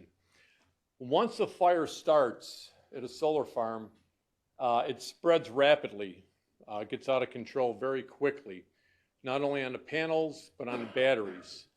So a few things. One, if the fire department's not prepared to handle a fire of this type, or most importantly, the county should be asking for some type of fire suppression, because as these panels start to burn, okay, what starts to occur then is the heavy metals, they get into the ground. From the time they're into the ground, they get into our ground waters. Now, there's a number of us here, and depending on where we live at, you know, in Green Garden, our wells are anywhere from 100 feet deep to 400 feet deep, okay? And you can look at the permits and you can see where all of us are at on our wells. Now, those of us that are in that 100-foot range, we have rivers that are running underneath our properties and near our properties. No, our houses aren't going to sink. But what that means is that these heavy metals leach into our wells more rapidly than what they would where they're not filtered out, someone who may be 400 or 500 feet. So not only for the water that we consume, because there's not a comprehensive plan to be putting city water into Green Garden, but for the livestock that we have in the area. Now, once again, I mentioned that I've lived in Will County for 35 years, and the reason that I moved to Green Garden after everything that I've done is I wanted to live in that pristine place where we could have livestock, we could look out the window, we could see the sunrise, we could see the sunset, and not have these obscured, you know, views, but also too the hazards that are associated with it. Okay, because believe me, I could stand up here and talk to you for hours on the hazards that are associated with everything that I've named above. Okay, and I do have the education along with the experience to speak on that, but I'm not applying for a job here today, okay? So one of the things too, you know, if we talked about, there's environmental matting that you can put down, okay? Now, the bad thing about geomatting or any kind of mattings that you put down, if you put that matting down, then you can't grow anything, okay? Now we can't put the wildlife flowers, we can't put the trees with geomatting or anything it puts down. However, in a commercial environment, you can put geomatting down should some type of an event happen on the panels. Okay, that runoff would then go to a retention area. It could be filtered, it could be addressed. But once again, that's something you do in a commercial area. You don't do that in a residential or a agricultural type environment, okay? We've talked a little bit about the height. Schedule testing and type of testing on area wetlands and property owners' wells. So is that something that's been addressed? Say this goes through, okay? Is there any type of ongoing testing that will take place that they are going to pay for as the developers on our wells? What about the ecosystem? Okay, what about the wildlife? I can tell you what, I swear I live in the avian flyway. This morning when I left the house, I had 20 geese in my backyard, okay? They're not there because they live there all the time. They're just passing through, okay? So we have a lot of deer, geese, other wildlife. I know we don't like the coyotes all the time, but they're out there howling for us at night. But once again, a lot of wildlife in the area. This is going to have an impact on our wildlife, okay, and on the avian flyway in the area. Should they be drinking the water and ingesting any type of these metals, okay? I also brought up during the last meeting here too about the county asking for a bond. And I think the gentleman who spoke earlier talked a little bit about bonds. Well, if you, the county, ask for a $3 or $4 million bond today, okay, what we've got to think about in 40 years when it comes to this decommissioning or when there's a problem, I know my 3 children and my 8 grandchildren may be around, but will that $3 million be enough to take care of that? So what type of escalation costs are you looking at? And is that something that you're considering on an annual basis where there is an escalation cost attached to it? I can tell you, in my experience in decommissioning power plants, what ComEd, and I don't like to name all the companies I've worked for, but some of the money that we initially set aside when I was working for a number of companies was not enough to cover the project once the decommissioning actually started. So that's something the county really needs to be considered. Can't tell you how to do your job, but please make that a consideration, okay? And once again, especially if it's in a commercial area, wherever it may be, because I can tell you, I don't think, well, unless God blesses you, and you're on the board 40 years from now, that you may not be here to see some of the commissioning take place as well. I bless you and hope that you are, but, Thank you. but I don't know. So the developers, we can move the numbers however we want when it comes to market analysis of our homes. That's something that was touched on. But who is going to pay for the decrease in the value of our homes? Okay? Because our homes will go down in value. So while our homes are going down in value, I don't know about anybody else in here. I know my property taxes go up every year, okay? I'm not here to complain about my property taxes. You know why? Because even being retired now, I chose to stay here in Illinois. I chose to stay here in Will County. Why? Because I love where I live, okay? Obviously. So who's going to address, those issues? Who is going to rebate our taxes?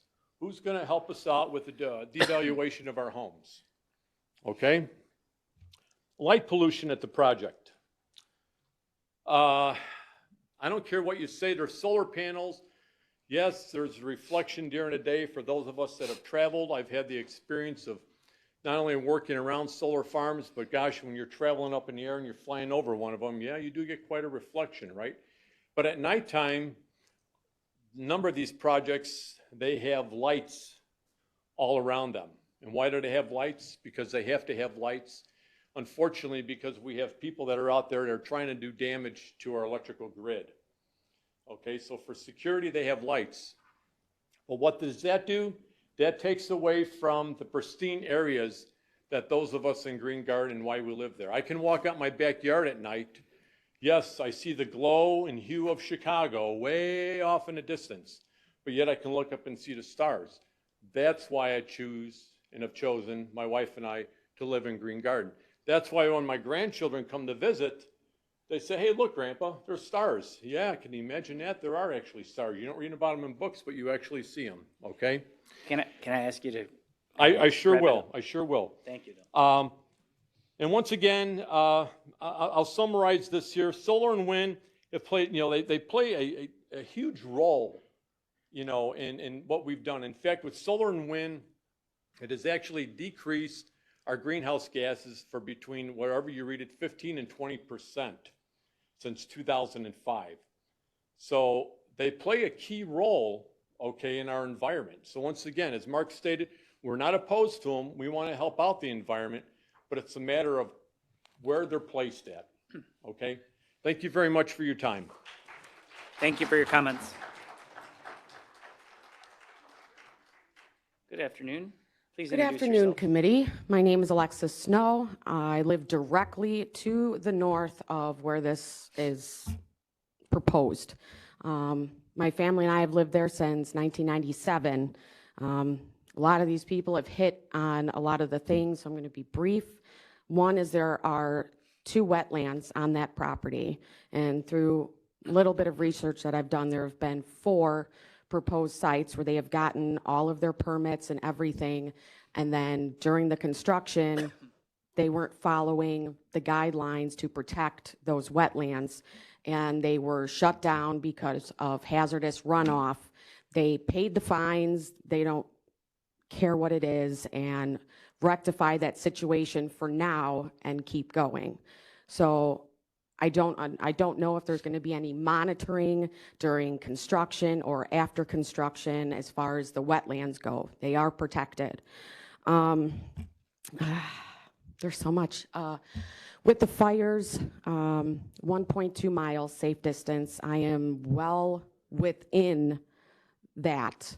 And who is going to pay for any damages that are done to any of the surrounding homes and what have you? Our home insurance is going to go up, having this closer to us, and therefore we're going to have to pay more for something that we didn't ask for. I also spoke with the chief of the fire department for Frankfurt, asking if they had the proper equipment to put out a fire. And they had said no, and I cannot remember what he had told me. It's a special type of film that covers to suppress the fire in it. He said that they are very expensive and they do have an expiration date. So let's say they're only good for 10 years and a fire doesn't happen for 15 or 20. They have to purchase another suppression system or chemical or what have you. Who pays for that as well? Is that on us? Is that on the company that's building? Who goes forward with taking care of all of these issues that can come forward? Us as the residents, taxes are going up, what have you, and now we're going to have all of these other things that come along with having this power plant in our backyard. So thank you for listening. I appreciate it. Thank you.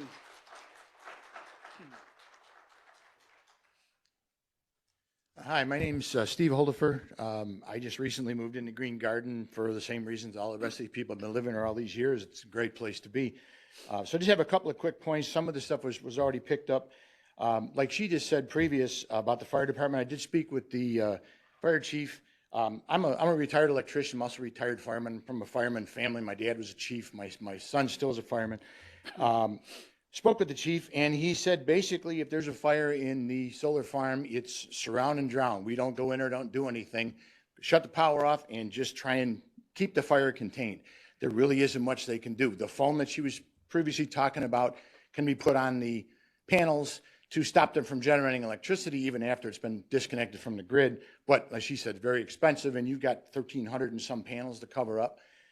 So they're basically going to be there to make sure that the grass fires and stuff that are going to start because of that don't spread.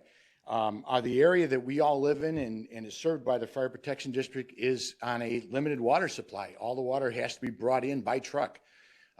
Standard pumper put out 500 to 750 gallons a minute. It goes really quick.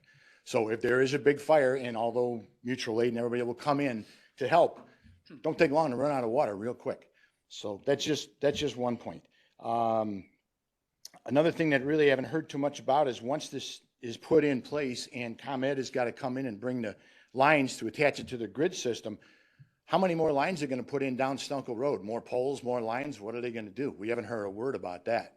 And I'm sure none of us want any more power lines in front of our house. So the water problem was a very good thing that one of the board members brought up, and I thought that was something that should be addressed.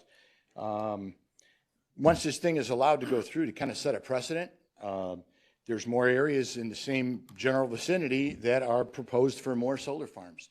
So if this one gets in, what's going to stop them from doing the rest of them?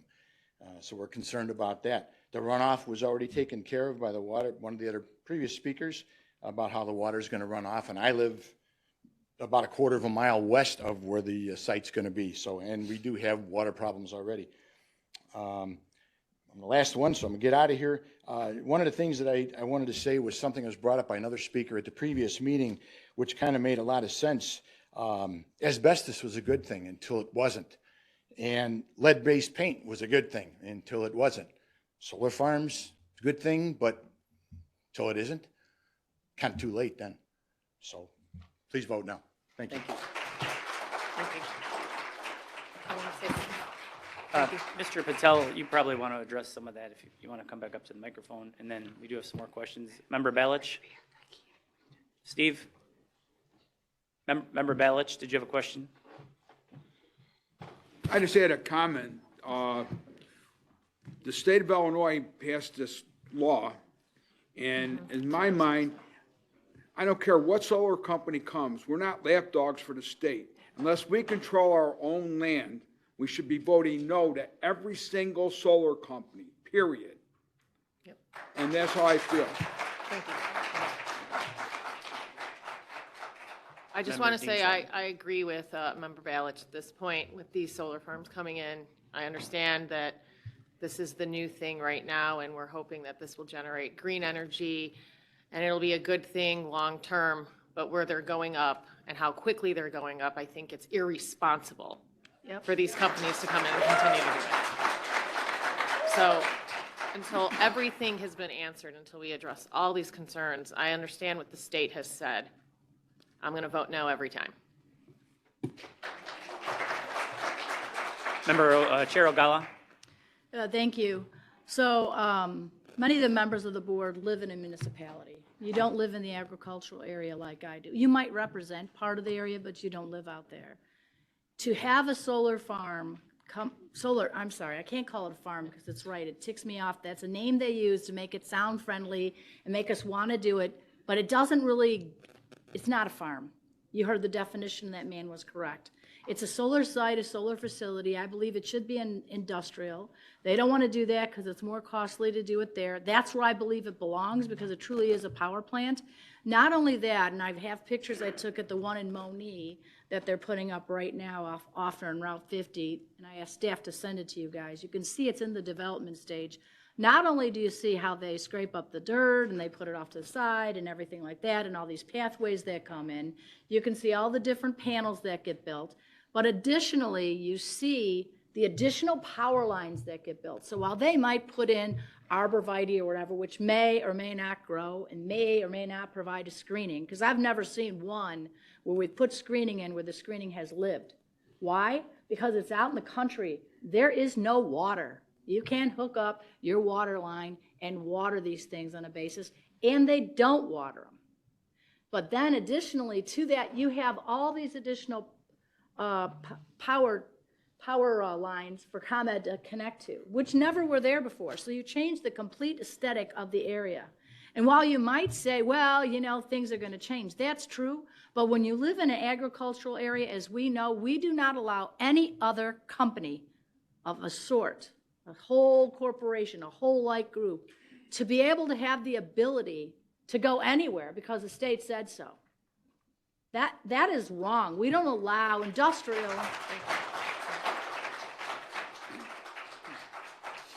We don't allow industrial use in an ag area. We deny that.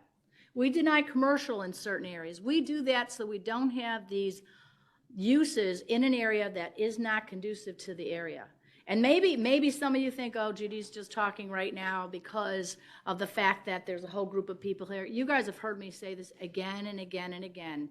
And we will be working with ISACO, which is the Illinois State Association of County Organizations, to get a task force together and our lobbyists to find sponsors to get this changed so we have authority to say no. Unfortunately, the way the legislation's written, it says as long as they dot their I's and cross the T's with the state, what they want, we have to say yes. I know that my caucus is voting no. I hope all you guys vote no. This is why it needs to vote no. We need to have this be an issue. We need the media to understand the problem with allowing any corporation to come forward. And your solar company might be very good. I don't know. It's irrelevant to me because I live in the country. I live on a farm, and I don't appreciate a solar site facility next to my farm just because the landowner can have the opportunity to do that. Some people support this because I support landowner rights. Really? Well, if the landowner comes forward and they want to put in an I-1 use in an ag area, you're going to say no because that's improper zoning. That's an improper change. You would say no because we've got the friendly term farm attached to it. We're saying, oh, that's great. It's a farm and it's green energy. Well, you hear, look it up. Look what it takes to mine for all the products that are needed to build these things. And I've heard Julie again and again and again and again ask the same questions, and nobody has an answer for her. Where's it going to go? Well, it goes into the grid. So the local people don't benefit from it. Not only that, what are you going to do with you recycle it? Nobody knows. We don't know what's going to happen in 40 years. And I agree, when the technology changes, we're going to have an issue because, as we know, computers used to be the size of this room, and now here, I hold one in my hand. So that I expect to happen. That'll be a positive for the situation. But I just want to say that, and I hope that you guys will be supportive of that. They've also asked, Village of Frankfort has also asked to table it so they can have it at their planning and zoning. I think it's something that you guys should consider. So I hope you don't just sit there and say, oh, that's a great idea because it's green energy and I support green energy. It's more to it than supporting green energy. Consider where you live in your home, in the village in which you live, because every board member up there lives in a village. They don't live on a farm. Imagine something going next to your house that is not conducive to your neighborhood. And then I want to say, yeah, it should happen because the state said so, and you have to deal with it. You have to look at it This is bad legislation, passed during lame duck. It shouldn't have happened. They should never have allowed it. It's a shame that they did. We have to stand up, we have to fight and say, you know what, we're not gonna take it anymore in Will County. Meeting after meeting, you guys have nothing but solar farm, sorry, solar site, solar site, solar site. That's what we hear again and again and again and again. It has to stop. It can stop with you guys.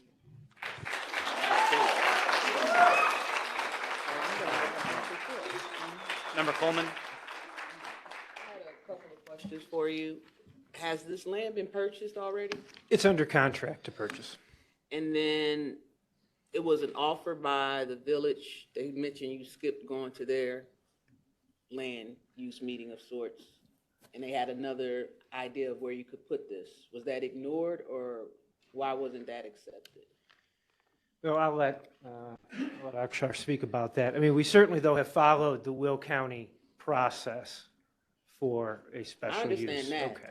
So But we've you followed. skipped over the residents, which makes a difference in my opinion. The last question I have is it's two things. So I understand what Chair Ogala is saying. Those are very good points.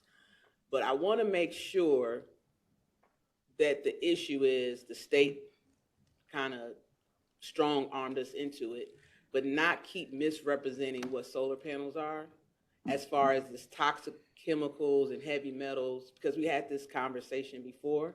So are you using toxic chemicals and heavy metals? What, because we had this last month, and it was like aluminum and something else that's recyclable. And now it's like, I grew up in Joliet Township, and I've lived off of well water. So, I mean, I understand. I also have a chemistry degree.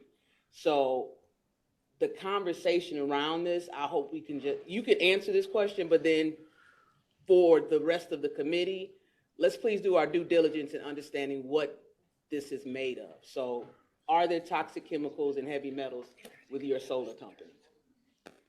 Yeah, so to address that question, majority of it's glass, aluminum, there's trace amounts of copper. Some panels, I think, where back in the day they used to have cadmium in them, a lot of solar panels have gotten rid of a lot of those chemicals. So the company that we're using, Trina, they don't have these heavy metals in their panels. And we can send the spec sheet or the data sheet. Thank you. That's all I have. Did you have a question? I Go had ahead. a question. So regarding, I noticed here there was no comment received from the fire district. Have you had any discussions with them? Yeah, so I believe staff did reach out to them. We don't have any comments from them, but during the building permit process, they have to approve the facility, and we'll be reviewing everything. Okay, well, I just completed a fire academy class, Naperville, very intense.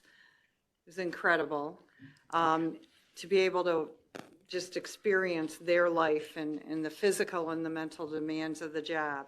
I asked them very specific and very lengthy questions about EVs and solar facilities. They have many, many, many concerns. Most of the time, they're not prepared. They blatantly said, if there's an issue, chances are we don't have the resources. The other thing they shared is, again, you can turn off the power on the grid, but they continue to work. They continue to charge, to absorb energy, and it is a hazardous environment, and it's very difficult. So again, I don't know that, is our emergency preparedness plan set for the public safety for these? We know that they can't tell us they're going to be recycled. Garbage will go in the Will County landfill. I have a lot of concerns here. I'd like to make a motion that we table this because, again, Frankfurt has indicated that they would like the opportunity to meet with them. Is that a possibility?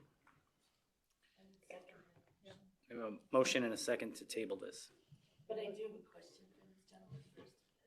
Yeah, go ahead.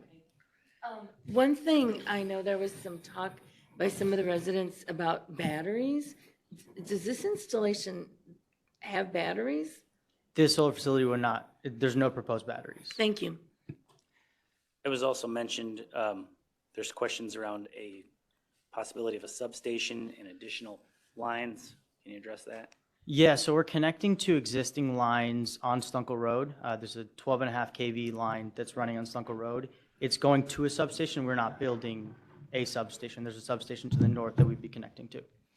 And that somebody also mentioned chain link fences are prohibited in Green Garden Township. Do you have a plan for a fence? Ours is a fixed farm, not fence. So we're not proposing a chain link fence.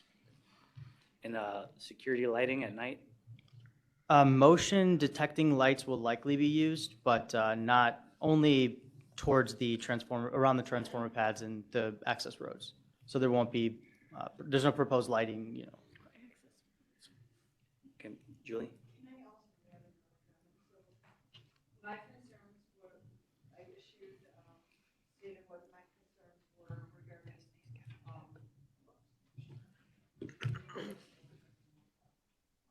but there were a couple of other issues, that I'd like to have, for the conditions. The recommendation by the Water and Soil Conservation District, I think there's 5 conditions on here.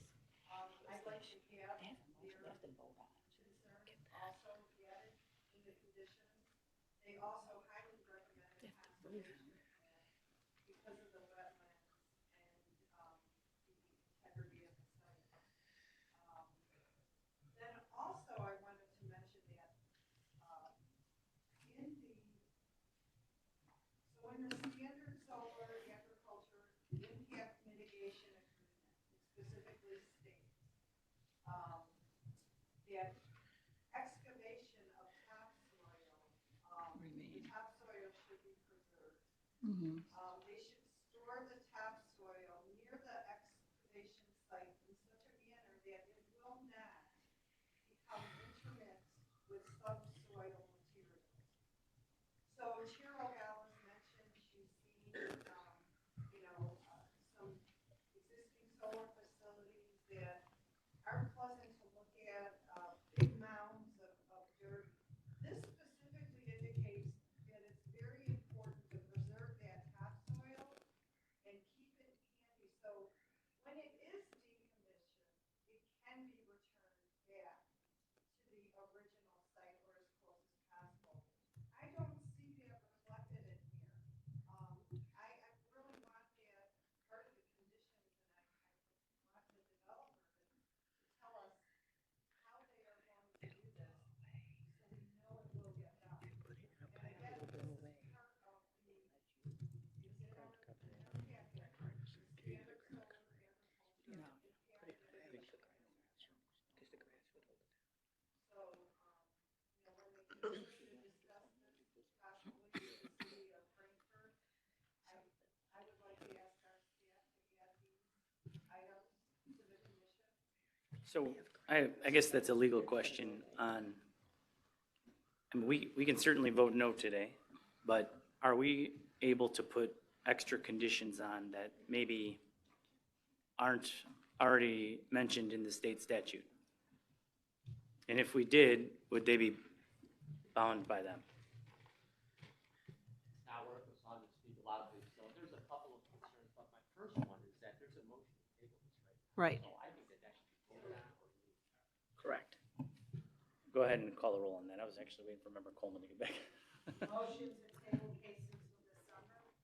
Can I ask a question about that? So I would like these conditions to be added, so should I withdraw the No. motion to table? And no? Yeah, we have a motion and a second to table. Go ahead and call the roll. Do you want to, what's the motion exactly? You want to table it for 1 month? The motion is to table this and then, Or- have it come back. With, I'm hoping that, giving Frankfurt the opportunity, to meet since they, indicated they wanted it. And also, I would like the fire, district, I would like feedback from them. She doesn't understand. I mean, I might vote no on this because I actually would like to just vote no today on this. Let it, why do we need to? I think we're just kicking the can down the road, but that's a gamble here. I don't know how you all are going to vote. but I'm going to be a no on tabling it for that reason. Well, if Frankfurt wants the option to meet with them, Sorry? Frankfurt wants the option to meet with them. What Frankfurt really Tabling it wants would is give for them that option. this board to vote no. So, that's just my opinion though, but Yeah, what was your? right. Well, we have a motion and a second to table it. But we had, any board member comments, committee member comments on the motion to table? Gerald Gala, did you have? So if you table it, that gives the opportunity for the extra time. If you vote no, it still moves to the full county board this month. I understand that. Yeah, I just wanted to make sure you're clear.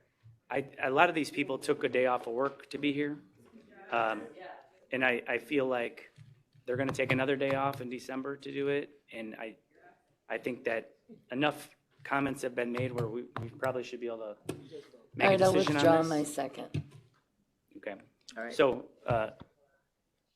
I just think we've spent an hour on this now, and I think we're probably prepared to make a decision one way or the other. Did you, we'd have another question. Can I then add the condition? Matt, that goes back to my question for you. It's been withdrawn. The second was withdrawn.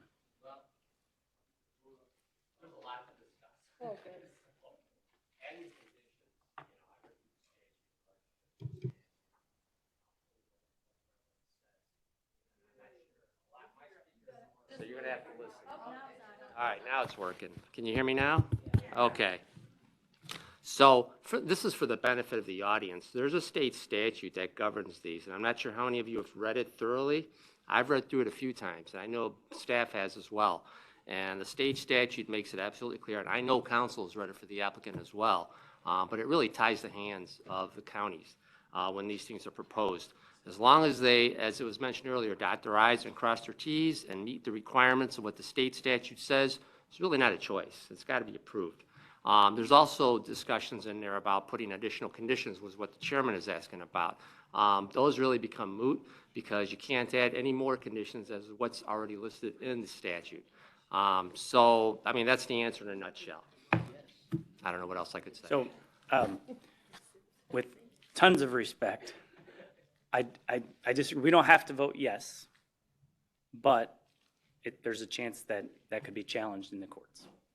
Is that accurate? That is a very accurate statement, that should this get denied by the county board, it could be challenged in court. And by that, I mean, it could be challenged by the applicants as well, to challenge the county by denying it. So it could go either way. Frankie? Thank you. can I think we should call the vote. We do have a motion and a second. I'd just like to respond to Okay. that. My frustration is that time and time again, we're told our voice does not matter. We don't matter anymore. Those people in Springfield, the state legislators, everything, they're the voice. No, we are the voice here in this room. This is Will County. This is our land. One of our top priorities is public safety, and this is considered green energy, yet we can't add a condition to preserve our topsoil or to make sure that our land it retains its value. I'd like to put the condition on there anyways. And if they have a problem with it, fine, let us know. But this is not creating any issues for the production of solar energy. It's simply protecting our land and public safety and preserving it. So if they're going to have a problem with that, and I'm not angry at you, Matt. I just get like that. You know, it's that Filipino-Italian blood. But when we have a job to do, and our job is public safety and also to be fair, this is called the Green Energy Act. Green energy, our soil and the ground we walk on is important too. So I'm going to ask again.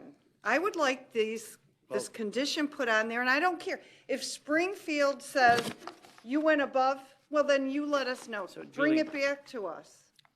I know you well enough. I don't think it's going to change the way you vote today. So No. if this gets through committee here and makes it to the full board and you want to make that amendment, Well, Why let's wouldn't- do it now. why don't we let's call the vote? Because I don't think it's going to change the way you vote or anyone else on this. I know, but if I don't have to make this speech again at full county board, I just did it. Let's do it now. I don't understand. I'm sorry. You can make any motion you'd like. Okay, so I would like that condition added. Go ahead. I just want to say that I really appreciate everyone who came here today, and I'm always really conflicted about how to vote on these things because I totally don't agree with that law. So I would like to encourage every single person who came here today to convince us to vote no, to please contact your state legislators because that's what's going to make a difference. Thank you. I agree. Did you want to make a motion? She didn't get a second though. Okay. Go ahead and call the roll. I need a second. So, to the committee, I am making the motion that I would like these items added to the conditions so that when it goes forward to full county board, they're already applied, and I don't have to do this again. I don't have to make this speech again. At the risk of, aren't the conditions already implicit? They're already implied, aren't they? No, they're not. She wants Read to- the 5 conditions. She wants to add conditions. That's only to add the soil conservation, which is As- already part of the. No.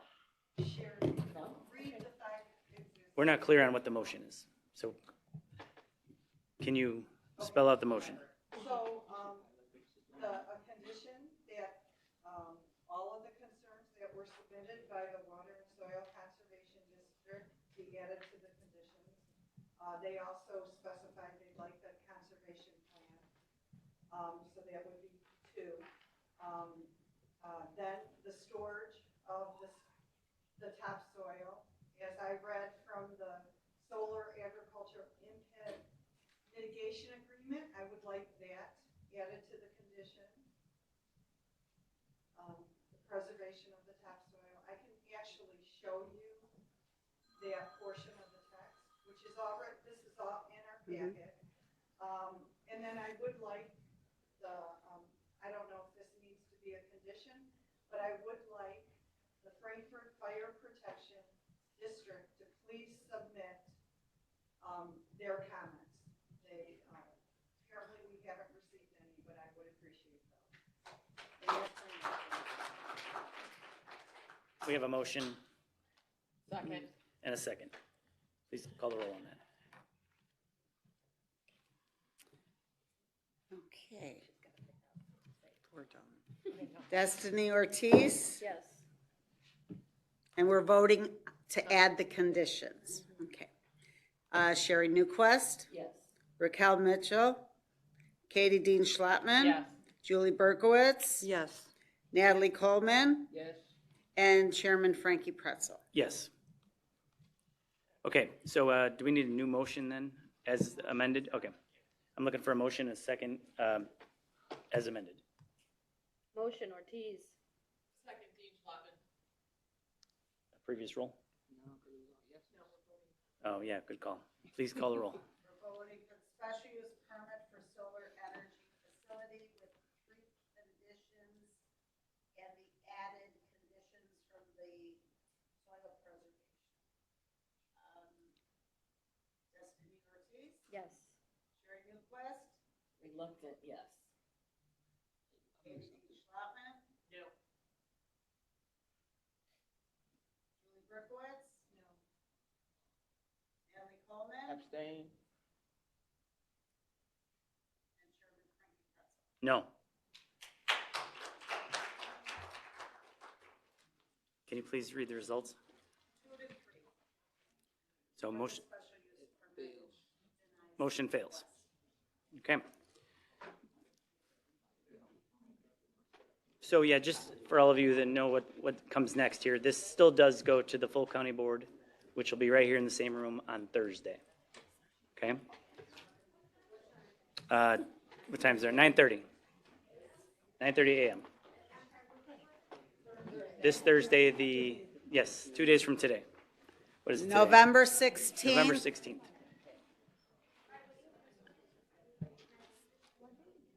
I didn't hear the question, but. Is that can you pay her wages? Oh, yeah.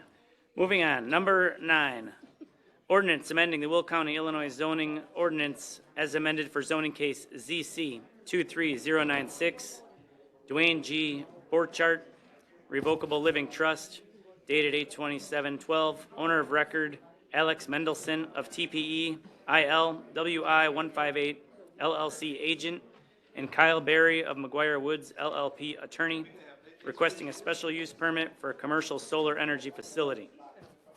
Variance for number of required mowings from 5 to 1, and variance for maximum ground cover plant height from 13 inches to 36 inches. PIN number 17203520000090000 in Peatone Township, commonly known as 8209 West Kennedy Road, Peatone, Illinois, County Board District Number 2. Looking for a motion and a second. Second, Ortiz. Okay, Marguerite, do you want to take this one? Yes, so this one, like it was mentioned, is in Peatone Township. It's on the south side of Kennedy Road. The applicant is requesting a 5-megawatt commercial solar energy facility on roughly 37 acres. He is looking to purchase the 37 acres. The property is actually a 70-acre A1 property.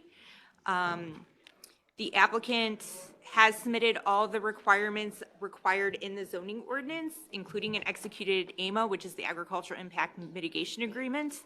Peatone Township has objected to this particular request.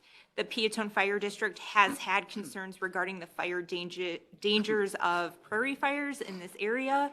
The applicant has since met with the fire district and offered a condition be added. At the Planning and Zoning Commission meeting, they adopted to add that 4th condition, as well as approved the 2 variances regarding the number of mowings and plant height to 36 inches. There were 3 objectors present. The Village of Peatone objected to the variances, and a neighbor to the west does not, has concerns regarding the access drive being located close to their shared property line. The Planning and Zoning Commission recommended approval 4-3 with the 4 conditions, and I'm happy to answer any questions. Okay, thank you. If you guys want to step down to the microphone, thank you for being here, and I'll open it up to committee members for comment. Question. Who gets the presentation? Is that she's coming. Thank you for your time today.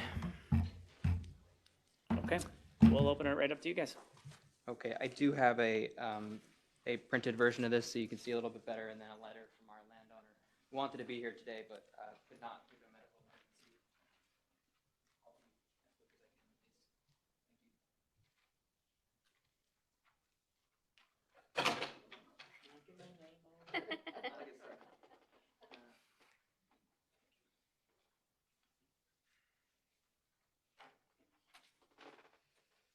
Thank you.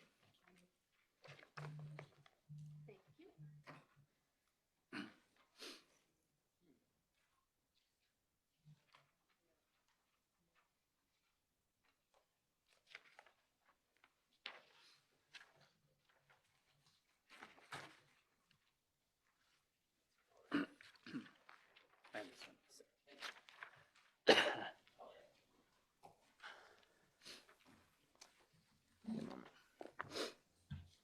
I'll just go ahead and introduce myself while that presentation queues up.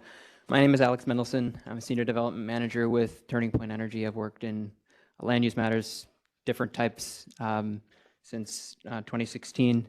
I've been working with Turning Point since 2017 in different states. Been working in Illinois since about June of last year. I'm here today with a couple of members of my team. A couple members from the civil engineering group, Kimley Horn. We have John Simon here to the left, and then we also have Chris Wilson, who's a professional landscape architect. If there are any questions about anything having to do with pollinator plantings, landscape buffers, or any of the variances that were approved. I'd also like to begin, if I may, by just reading into the record the letter from our landowner. Is that all right, Mr. Chair? Sure. Okay. So it says, hello, I am Dwayne Borchardt. I am the owner of the property. My family and I attended the Planning and Zoning Commission meeting last week, and I voiced my support for zoning case CC 23096 in person then. I was planning to attend in person today because this is important to me. Unfortunately, I have a medical emergency, i.e. detached retina, that requires a surgical intervention this morning instead. So I'm submitting this letter that I hope you will take into consideration. I wanted to provide you some thoughts about my property and this proposed project. The property has been in my family for approximately 65 to 70 years. My wife and I have lived on this farm for 46 years and raised our family here. My family and I have been farming it for over 65 years. My parents and I have paid taxes on this farm all this time. This solar array would be developed on a smaller portion of my property. I will still own the property adjacent to the solar farm to the east and north and plan to continue to grow crops on it. One of the reasons my wife and I picked this solar company to do this project was because they were willing to agree to place the solar panels back as far back as possible, which is over 1,000 feet from the road, which is unlike most solar farms which build 75 to 100 feet from the road. They were also willing to plant natural pollinators up to Kennedy Road rather than having solar panels near Kennedy Road. These natural flowers only get to a maximum height of approximately 3 feet tall, whereas a corn plant can reach 8 to 10 feet tall. We believe in this project and respectfully ask that the project be approved. Sincerely and signed, Dwayne G. Borchardt and family. Thank you. Next slide, please, when you get a chance.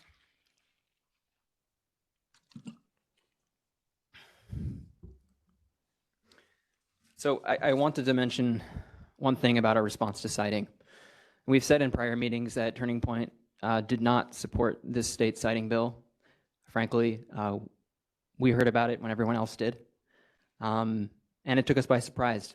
It's not how we do development. We do development by doing engagement early and often. The first time that I met with Peatone Township was in November of 2022, when I gave them a presentation and I asked how they would feel about the project. At that time, there were no objections, and we said that we would keep them up to date as things progressed. We then gave another presentation this year where we again updated them, and this time they wanted some things done. Next slide, please.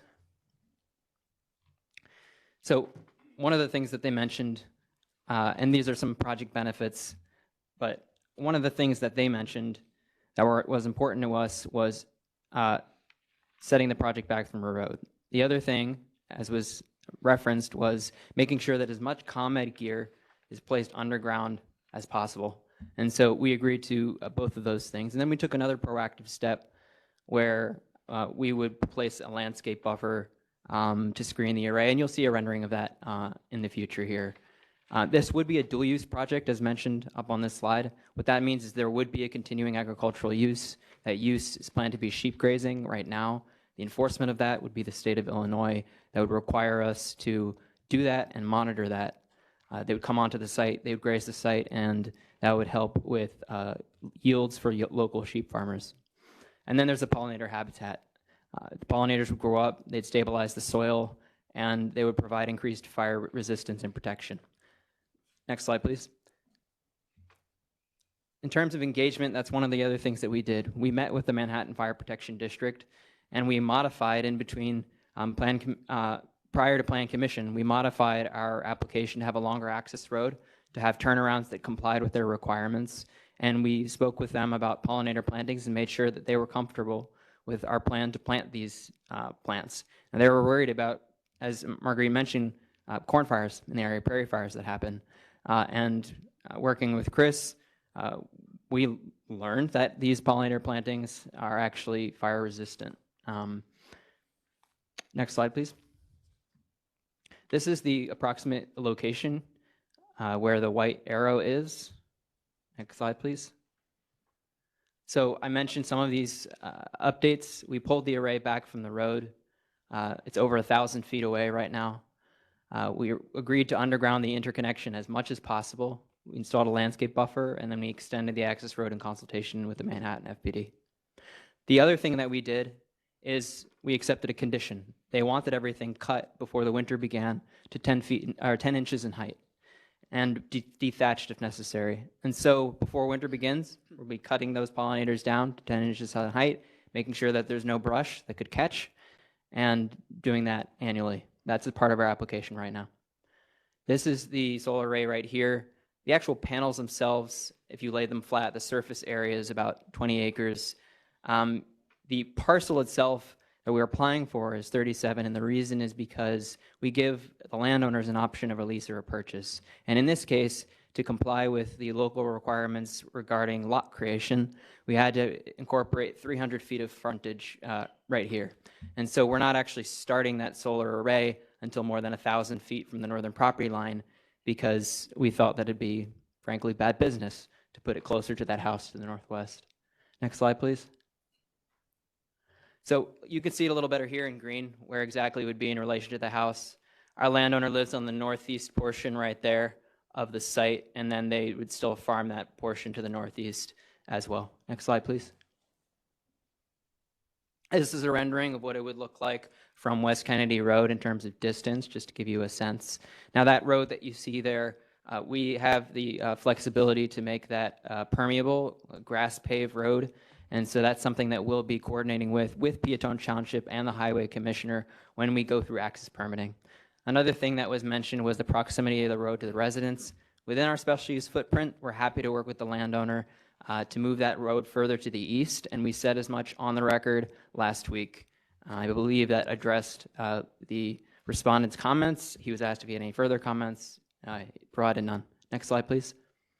This is just one more view from the house across the street to give you a sense of distance, kind of blend into that tree line to the back. Next slide, please. And again, from the backyard of that house to the northwest. This is to show you the effect of the screening buffer that would be proposed. You can see how the screening buffer kind of lends to it blending into the background there. We show, when we're showing screening buffers, we're showing you a time of, we're showing this at 5 years. And so those are approximately 8 feet tall trees, just to address something that was brought up in a previous application. Next slide, please. I mentioned that these are pollinators and sheep grazing. Chris is here to answer any questions on the pollinators, so I won't take too much time here.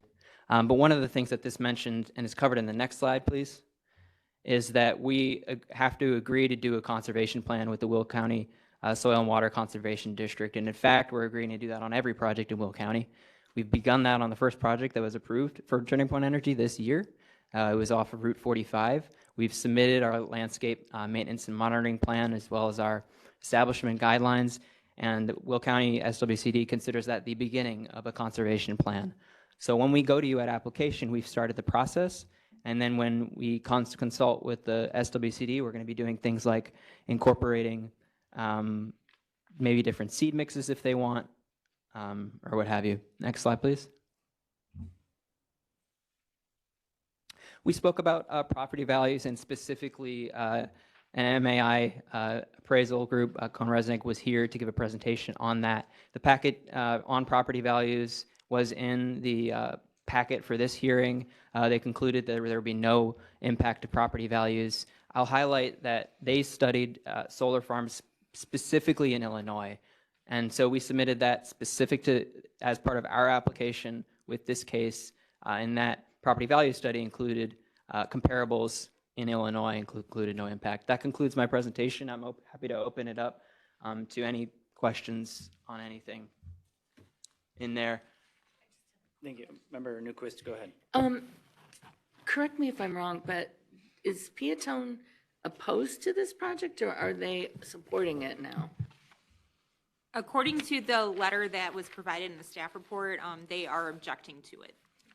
So they're still objecting? They are still objecting to it. So a letter dated October 16th, Peatone Township Board, Kent Heisner, Peatone Township Clerk, asked do not approve the special use permit and any variances for the proposed solar commercial development.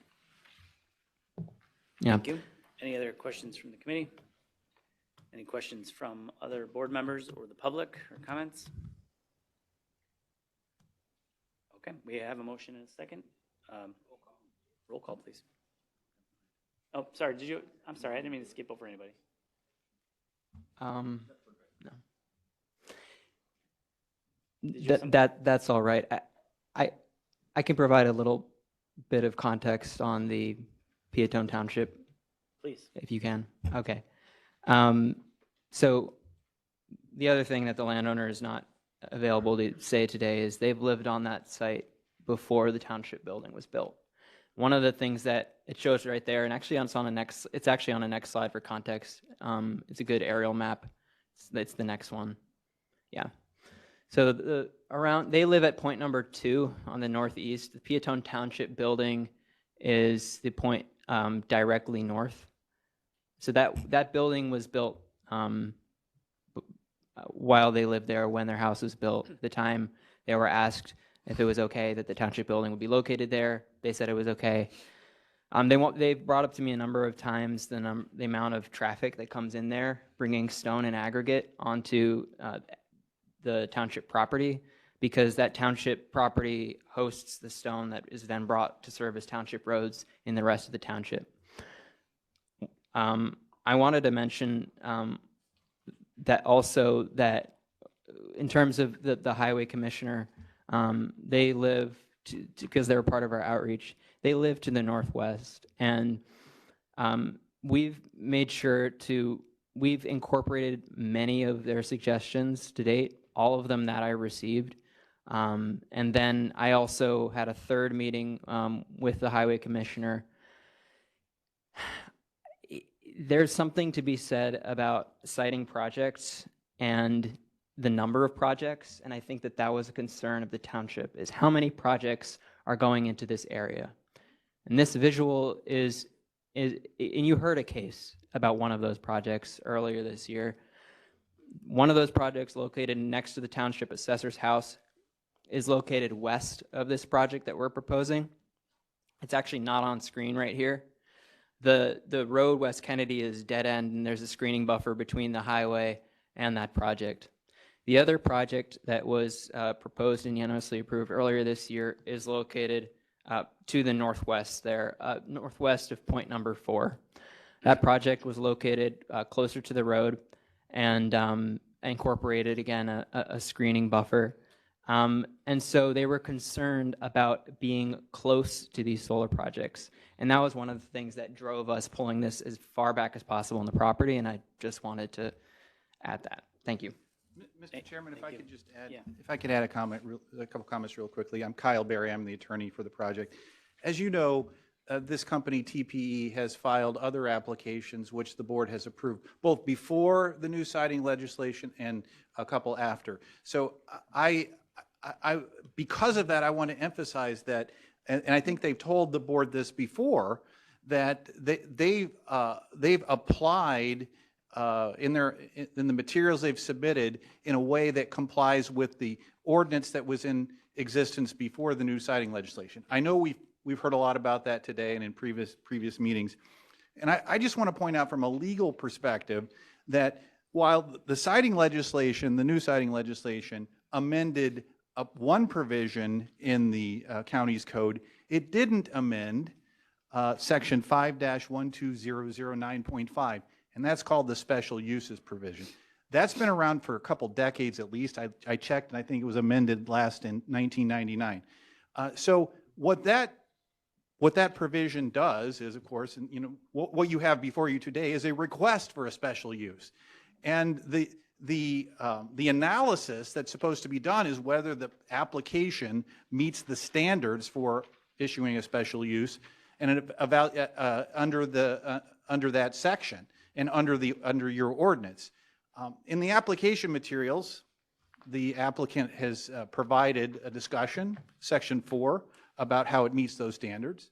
The evidence that was submitted at the public hearing last week further demonstrated that the applicant has met those standards. And as the staff pointed out, there were only actually 2 people who spoke against the project. One was the village administrator from, was it Peatone or Peatone Township?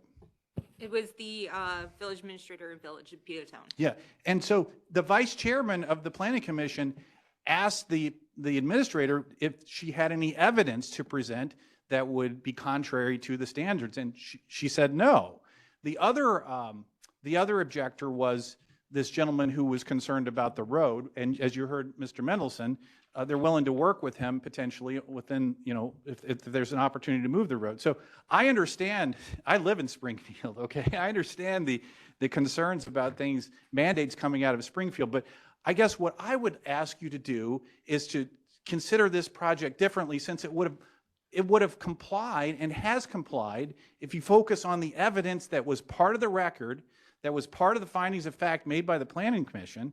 I would ask you to consider this one differently because, as Mr. Mendelson has indicated, they draft these things, they design these things to comply with your ordinance that was in existence before the state mandate came through. So again, I appreciate your time. I know it's been a long day, and we appreciate your consideration. Respectfully ask for a recommendation of yes on this one.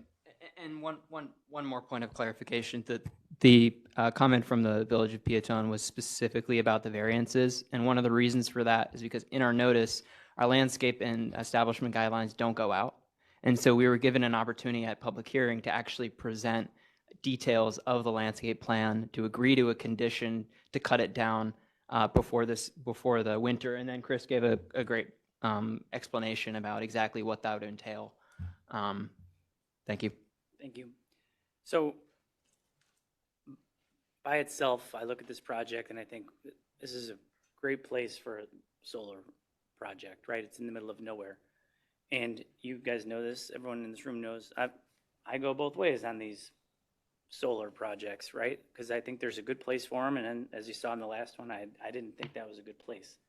A lot of people came here today to talk about how this impacts their life and why they chose to move into a country setting, and in this case, a farmland area, agricultural area. And the challenge I have with this project is this is number 5 in Peatone, just in the short time that I've sat in this chair. And you hear the concerns of these people. They look out their window. It used to be this beautiful farm country, and now they're looking at glass panels. People are worried about the light, the noise, the wildlife, property values, power lines.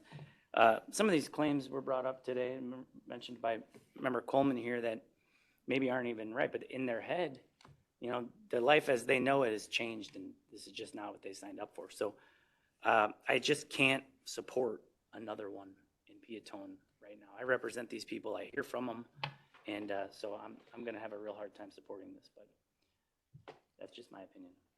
Did you have something? Yeah, this is a lot different than the previous case and some others. This is the landowner who has 70 acres and wants to put a solar farm on his land that he's been there, his family's been there, within that space. Completely different than the previous one. So to me, this is ideal. And it has nothing to do with this whole new state law. It precedes that, what they're trying to do. And so I don't like the idea of the state telling us what to do, nor us telling individuals what they can do with their property when they meet the requirements. So I'm really wanting us to have this meeting with ISACO and our state reps to get this resolved, because it's 120 and this is every month. So, but this is if we had to give examples of good places for solar farms, I think this is an excellent one. It's their land, is within 20 acres within 70, that's not even half of it. But I understand there are some concerns with aesthetics, but if I own something for 60 years or so, I feel like I should have the right to do what I want with it. Yeah. Chair Ogalla, I saw your hand go up a minute ago. I just wanted to clarify, the reason we have special use permits required for certain things is so that the board can determine whether we think it's appropriate or not. Whether they meet all the standards or not, we can deny things because it's not a good fit. Some solar farms, you're right, Natalie, are a better fit than others. And I appreciate, I've talked to Alex about 1,000 times, I think, and they're one of the solar companies that goes above and beyond and actually does try and go in with all our old standards. What the issue is for me personally, I think farmland should be farmed, and I think solar, and Alex knows how I feel, but I've enjoyed working with him, like I said, and we have to decide how many will we allow somewhere, and how many are we going to have blotting the property all around. We have to make those decisions. That's the difference for me for a solar, for a special use permit. They might follow all the guidelines, but it's still the board's opportunity to say, you know what, yeah, we think that's good or we think it's bad. That's why we require it. We just don't allow it to go through as a right. It's not a right in that zoning classification. So that's what I see as a difference in how you might vote. Julie? Yes, thank you. Mr. Berry and Alex, I just want to say thank you because you're, and your team, you've been very professional with every project you've brought forward. I appreciate your efforts. You've gone above and beyond. And I really have a lot of respect and I appreciate that. I want you to know that. Like Chair Ogala, I have a very, very personal relationship with agriculture and farmland. And these projects, they belong in commercial or industrial, not in agriculture. And that's a problem. I don't know how we fix that. I'd like to fix that. But as Chair Ogala just mentioned, the saturation level is overwhelming and it's disrupting the quality of life for our farmers. And it's also, we were recently informed that Will County is losing more farmland than any other county in the country. And it's alarming. It's alarming. So I think you'd be the first company that would be right there beside us to get this changed and get this problem corrected. I love everything you're doing, but I have to, when I'm looking at my decision, I'm looking at our loss of farmland, what our residents are telling us, the messages they're giving us. That's my biggest concern here today. Yeah. And I guess one thing that's become part of the conversation about the continuation of farmland, and American Farmland Trust brings this up, is how do we do agriculture and solar at the same time? And just because I haven't heard consideration for it at the county level, not to say that you're not talking about it, but rather I just encourage that, you know, can sheep graze in these areas where you would tolerate solar, or are you all right with dual uses happening at the same time on a parcel? And that's all I would say, and add that that's a part of this application. Thank you. I also want to echo what my fellow committee members have said. You guys have been great to work with, Alex, you especially, and appreciate all the extra work and phone calls and everything. So another thing, I know you guys don't have a total control over this, but it seems as if we're going to have 5 solar projects in one town that town shouldn't have to pay for electricity anymore, but we're not able to give that to them. So I just don't know where, what's the benefit of everybody that lives in this area? Yeah, so one of the things that I did in the city of Sandwich, because the mayor wanted veterans, low-income people, and seniors to have access first, is an exclusive marketing period for the community solar sign up. That's one of the things that's dropped off these presentations in the effort of keeping them short. But community solar is supposed to provide people, and in this case about 1,300, a reduction up to 20%. It's typically around 5 to 10. But it's supposed to provide people a reduction to their current electricity bills. And that's why, personally, that's why I got into it, is to make quality of life more affordable for Americans. If villages, I want to say this on the record, if villages want this, this is something that we can do, where we would have the company that comes in and actually signs people up for community solar. They would only do that in a certain area for a certain period of time, so that those people get the first take at the sign up. Because I know some people who are interested are worried about wait lists when this does start happening. Thanks. Thank you. Okay, I think you can call the roll on this one. Special use permit for a commercial solar energy facility with conditions. Esther Nertzes. Yes. Jerry Duquesne. Yes. Katie Beach Schwatman. No. Julie Berkowitz. No. Natalie Coleman. Yes. And Chairman Cranky Press. No.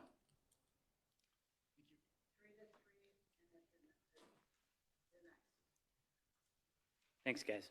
Thank you. Same, you heard me say it the last one, it still goes to the full board next, this Thursday. Thank you for your time, appreciate your time. Okay, that concludes new business. First up, under other business, overturning the decision of the Planning and Zoning Commission and approving appeal APCD 23005 by Alini Levadauko. I apologize if they're here and I'm butchering that. And Brian Popko, applicant for appeal of administrative decision AAD 23002 in Green Garden Township, commonly known as 27223 South 88th Avenue, Moni, Illinois County Board District. I believe that's number 1. All right, number 1. It's not on. I'm looking for a motion and a second. Is it 3? Yeah. Sorry. It's County Board District number 3. We have a motion, Dean Schlattman. I need a second. This is the second Coleman. So this is the horse. The horses. Yeah. But do Marguerite, do you want to, or Brian? Sorry, you want to? All right. Thank you, Mr. Chairman and members of the committee. This is a very large memo that was distributed. I'll try and summarize it as be as brief as possible, and then I do know that the landowner is also here. Probably would like to say something. The landowner approached the department about the number of horses that are allowed on the property earlier this year. Prior to the 2012 zoning code update, a landowner could have 1 animal unit per acre plus be allowed to board horses for remuneration on that property. So I believe that the number was 3 horses that could be allowed for remuneration. So when they purchased the property, those were the rules that were in place. The homeowner, the landowner, had 2 horses on the property and has submitted an affidavit stating that one of the horses that is on the property was being boarded there. So this is prior to 2012 when the code changed. So they submitted in determination of nonconformity status with the department to determine would the department determine if this land was grandfathered for more than the permitted number of horses per acre today. Today's standard is 1 animal unit per acre. Staff reviewed the documentation that was submitted by the applicant and then had extensive conversations with the state's attorney's office about the rules that were in place at the time and the evidence that was submitted, and ultimately determined that it was not grandfathered. The reason being is the landowner's daughter's horse, we could not consider that a boarded horse because that person was a resident of that property. So they appealed that decision of the department to the Planning and Zoning Commission. So there is a provision in the zoning code that says that if you disagree with the department's interpretation of a code, you can appeal that to the Planning and Zoning Commission. The Planning and Zoning Commission heard that appeal from the landowner, and they voted it down and upheld staff's position. There's another provision in the code that does allow the landowner to appeal that decision to the board. And that's why it's here at this committee now, is that they're appealing the decision of the PZC to uphold the department's position that it is not grandfathered. They're appealing that to the county board. And essentially, if you sided with the department, you would, and voted down their appeal, then essentially you'd be saying that the department was correct in the interpretation of the code. And if you disagreed with that interpretation of the code, then you would, the landowner would be allowed to have 1 additional horse on their property. The other option is, if it is denied, the landowner could apply for a variance for animal units and could go from 2 to 3 if that was the desired number of horses. There's a lot of material in your packet showing everything that was submitted to the department from the landowner. I've tried to be brief. It is complicated. If you do have questions, I'll try and be responsive. Thank you. And I heard the petitioner is here, the applicant is here. And then we'll start with. Yeah, I just want to make a mention. I don't know, was anyone else able to open up the memo that was attached? Mine won't open on my, so I don't know if it's an IT issue. It just says the document isn't valid or just won't open, so. The problem is that it's nearly 50 megabytes in size with everything that was provided. So okay. it just takes a long time to open. Yep. Okay, thank you. Okay. I will only read a small part of that. All right. Want to introduce yourself first? Yes, please? sure. I'm Brian Popko. I'm one of the owners of the property in Green Garden Township. My wife is Eleni Levadaku, who has spoken with some of you, and I know that Brian helped her prepare this appeal. And thank you for that. She really wanted to be here today, and I really wanted her to be here today. But she has to travel to Greece on occasion because she has an elderly mother. Her mother's health took a turn for the worse 2 weeks ago, so she had to just jump on a plane within 24 hours, and she's there indefinitely at the moment. So she prepared, though, a statement, and I'm going to read it to you because this has been, as Mr. Radner indicated, this has been a long process. We actually started in December of last year. We really started when we moved in June of 2011, trying to resolve how many horses can we keep on this property, because the property has a 3-stall barn, 3 paddocks, a pasture divided into 3, as well as a large covered riding arena. But anyway, let me go get right to it. So this is from Eleni. Our case is a grandfathering case of a previous horse ordinance. When I spoke with some of you, I realized that the term grandfathering can be very confusing. We had been confused and misinformed about it all the years that we have been living on our property until recently. We now know that when an ordinance changes, the property owners who had been using their previously permitted legal establishments in a way that contradicts the new ordinance, they can continue their non-conforming use as long as they do not abandon it for more than a year. The horse ordinance in Will County permits 1 horse per acre. If at the time of an ordinance change, a property owner had maintained more horses than permitted, what would be grandfathered is the number of horses, as long as the owner continued maintaining this number through the years. This number is also transferable to future owners under the same maintenance requirement. It is noteworthy, though, that the horse ordinances in our county have followed an erratic pattern through the years. In 1992, horse property owners in our county could have, with 2.5 acres, could keep up to 4 horses. In 95, it changed to 1 horse per acre. Then in 1999, the ordinance appeared with an added provision, and this is an important provision, it's E, which further allowed up to 3 boarders, a total of 5 horses on 2.5 acres. This provision remained in effect until 2012, and we moved in 2011, when the horse ordinance switched back down again to 1 horse per acre.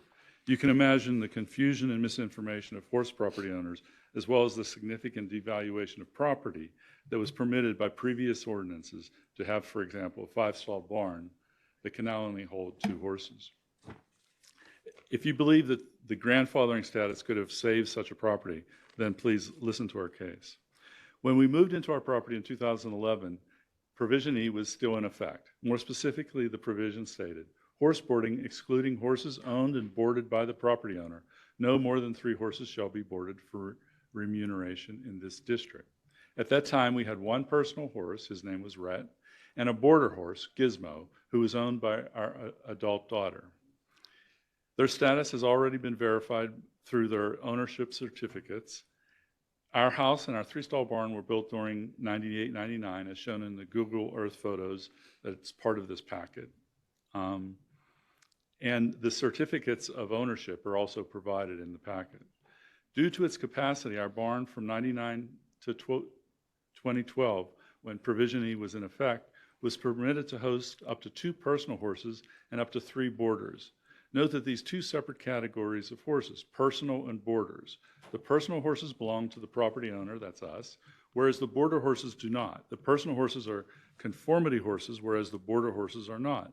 The number of personal horses is under the control of the property owner, who can at any time, as of right, keep from 0 to 2 horses, whereas the number of boarder horses is not under the control of the property owner and cannot be planned in advance, such as when a boarder horse unpredictably moves out, the grandfathering status will be compromised if the vacancy cannot be filled in a timely manner.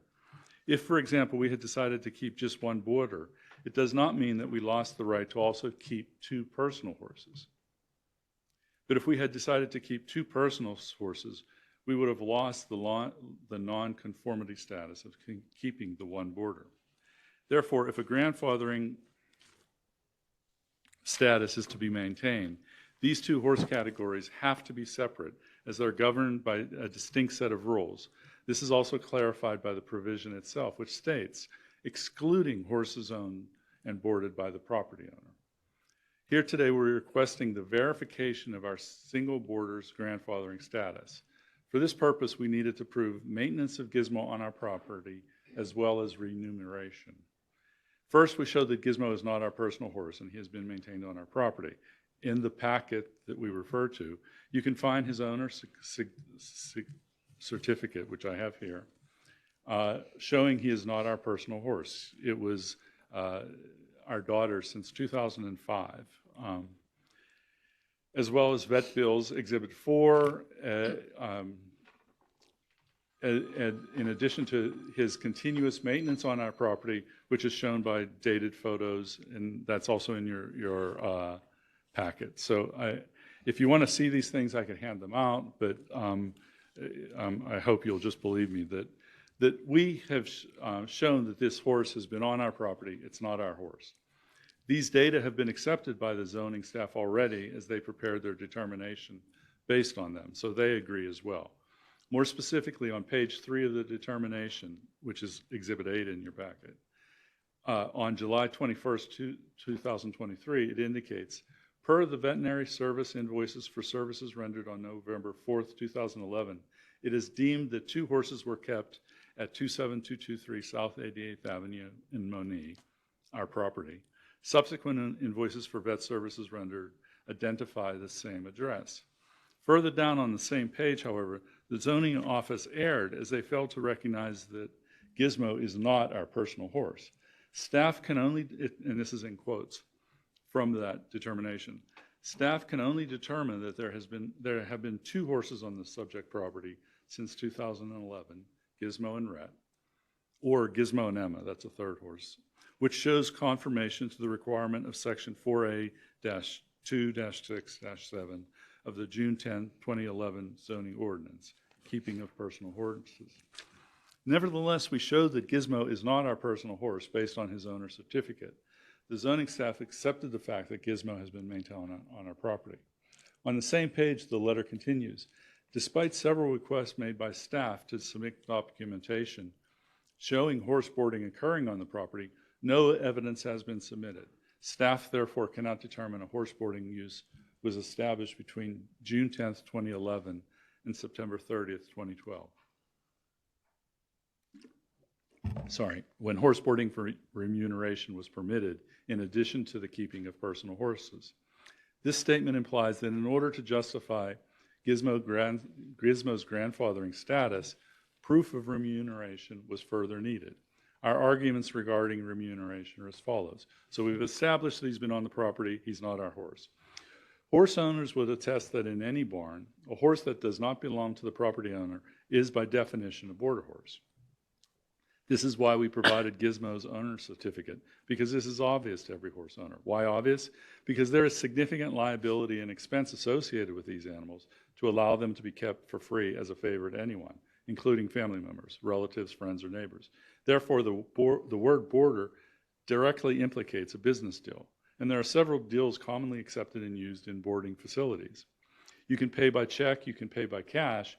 You can work on the property in exchange for boarding. You can be the hay provider or provider of other barn supplies. Our boarder's owner is our adult daughter, and we made a deal with her to exchange her boarding fee for work on our property. She attests to this through her sworn affidavit, which is Exhibit 5. Again, I have it if you want to see it. It's a notarized sworn affidavit, which is a legal document accepted in courts throughout the nation. And yet we found out after the hearing of our first appeal, which occurred a month or so ago, that the Planning and Zoning Committee found that her affidavit as unacceptable and unreliable because, and this was in quotes, she lives on our property. This is an arbitrary nonsense rule showing significant lack of understanding of how horse operations work and go against the very core of the foundation, existence, and operation of many family-owned barns. The provision does not specify how to prove remuneration and which documents should be or should not be accepted. Why? Because simply in the horse world, there are many, many acceptable choices. Please allow me to elaborate a little on this. First, the staff of the zoning office seemed unaware that boarding barns not only allow exchanges of boarding fees for work on the property, but they also frequently provide housing for barn workers on their premises for a number of reasons, such as to allow continuous monitoring of the horses 24/7 for emergencies, to spare their workers the trouble and expense of having to travel to the barn twice for morning and evening feedings, and as attraction for prospective boarders, since horse owners are much more likely to board their horse in a barn where the barn hands live on the premises watching over the horses. For that matter, it is not a coincidence why so many barns are family-oriented and employ relatives or friends whom they trust to live on their property. Although this is the greatest advantage any barn could offer, it is considered by zoning staff unacceptable for us. Furthermore, the suggestion that because our boarder, i.e. our daughter, lives and works on our property renders her sworn testimony unreliable and unacceptable implies that no remuneration is taking place. This means that either our daughter provides no services and consequently she is lying, or we use her for free labor, which are both insults to us.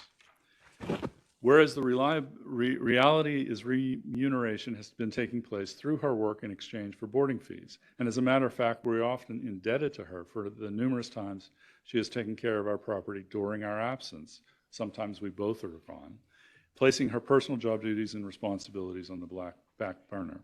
Again, the provision does not specify how to prove remuneration. It does not prohibit use of affidavits. It does not require boarders who are at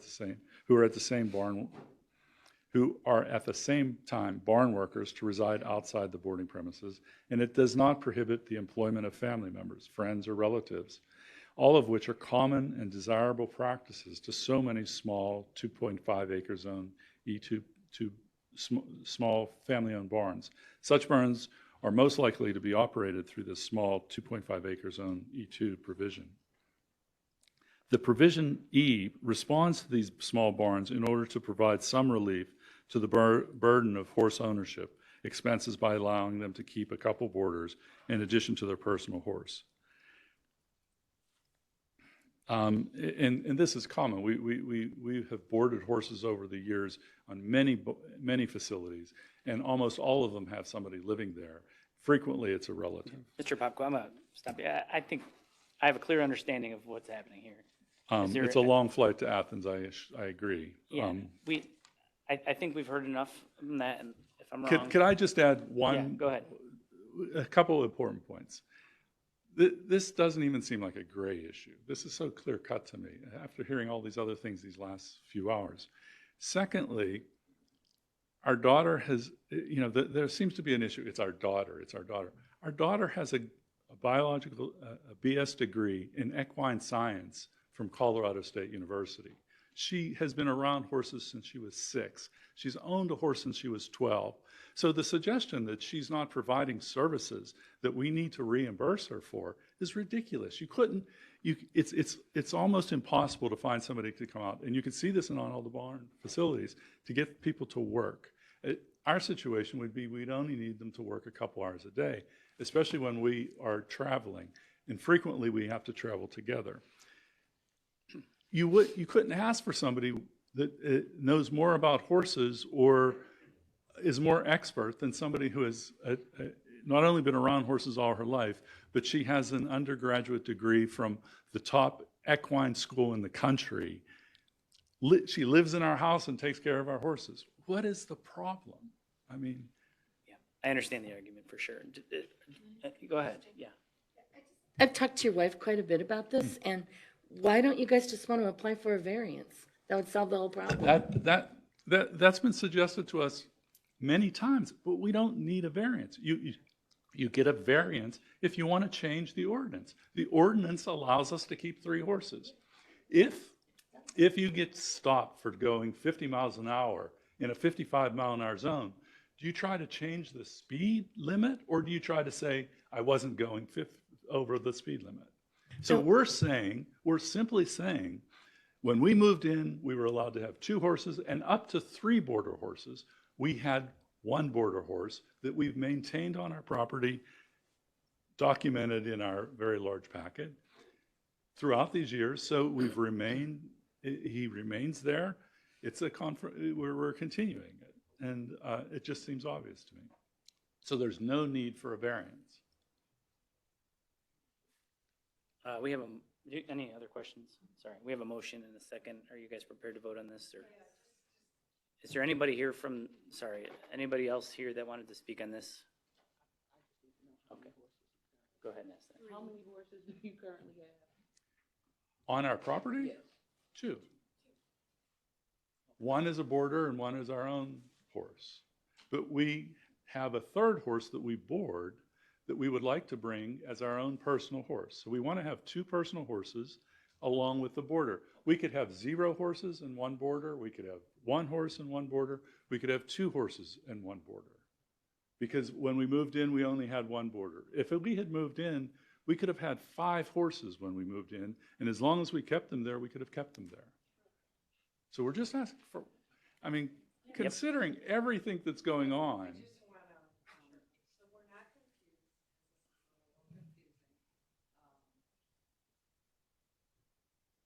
What is the vote?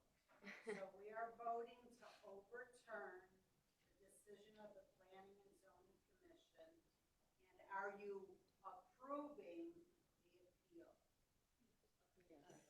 Understand? Yes.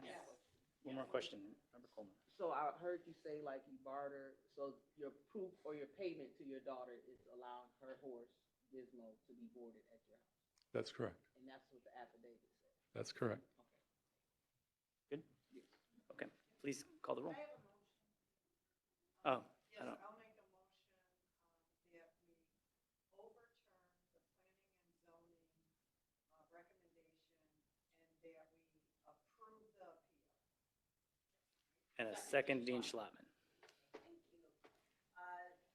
Destiny Ortiz? Yes. Carolyn Newquist? No. Katie Dean Schlotman? Yes. Julie Berkowitz? Yes. Natalie Coleman? Yes. And Chairman Frankie Kretzel? Yes. Brian, did you have a question?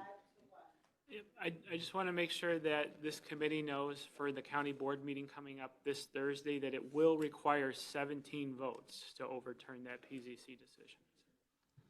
Thanks for the reminder. In addition to today. Yeah, it goes to the full board on Thursday. The full board meets Thursday, 9:30 a.m., all county board members. I thought that this would. One more. One more. Thank you for coming today. We really appreciate your time. Life just got sucked out of him. It's like I was here for 4 hours. Next on the agenda, overturning the decision of the Planning and Zoning Commission and approving appeal APCD 23006 by Michael Joseph Petrowski, applicant for zoning case ZC 23089 in Plainfield Township, commonly known as 2423 Helmar Lane, County Board District Number 7. If you all remember, this is the appeal for the case that we heard earlier about the accessory dwelling unit. Do you all remember that? Let me just give it back to Brian. Yes. All right, thank you, Mr. Chairman. You know, actually, I did prepare a memo here, but I'm not seeing it. Actually, a different link pulls up. But again, this was heard at Planning and Zoning Commission last week. PZC did approve the special use. Earlier today, you did approve the special use. PZC approved the first variance for side yard setback for an existing condition. There were 3 other variances that were denied by the Planning and Zoning Commission, and that was for accessory building area from 1,500 square feet to 3,177 square feet, maximum height of a detached ADU from 20 feet to 26 feet, and maximum size of an accessory dwelling unit from 650 to 2,212 square feet. So those 3 variances were denied at PZC. The applicant and the agent appealed that the very next day and is seeking the committee's approval to overturn the Planning and Zoning Commission vote. There were, I believe, 6 people that spoke out against those variances at the Plan Commission meeting. They cited concerns of septic system, character of the area, aesthetics, drainage impacts, and how it just really wouldn't fit in the neighborhood. So those were the concerns that were shared. There's also some existing trees on site that are of a decent age, and one of the neighboring owners was concerned that this tree would end up being cut down to complete this addition. Just for the record, the tree is on the applicant's property, and they do control whether that tree stands or comes down, and the neighbor does not. I don't know that there's much more I can add to that. I think the agent is still here, if they'd like to address the committee. Any questions from the committee on this one?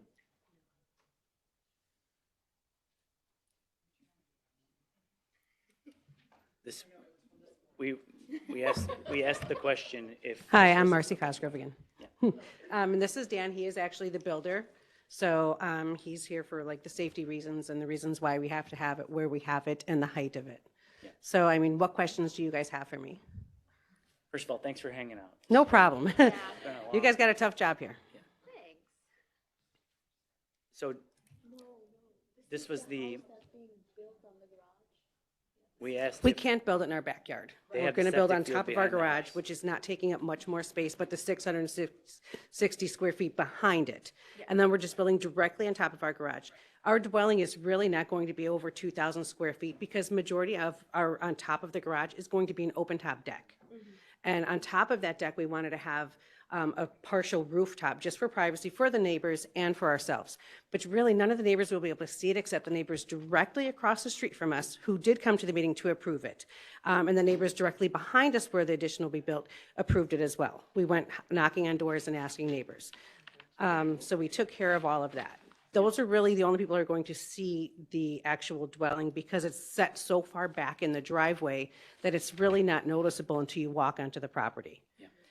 I will remind you, we did pass the actual special use permit unanimously. It was number 6 on your agenda. It's number 6 on your agenda.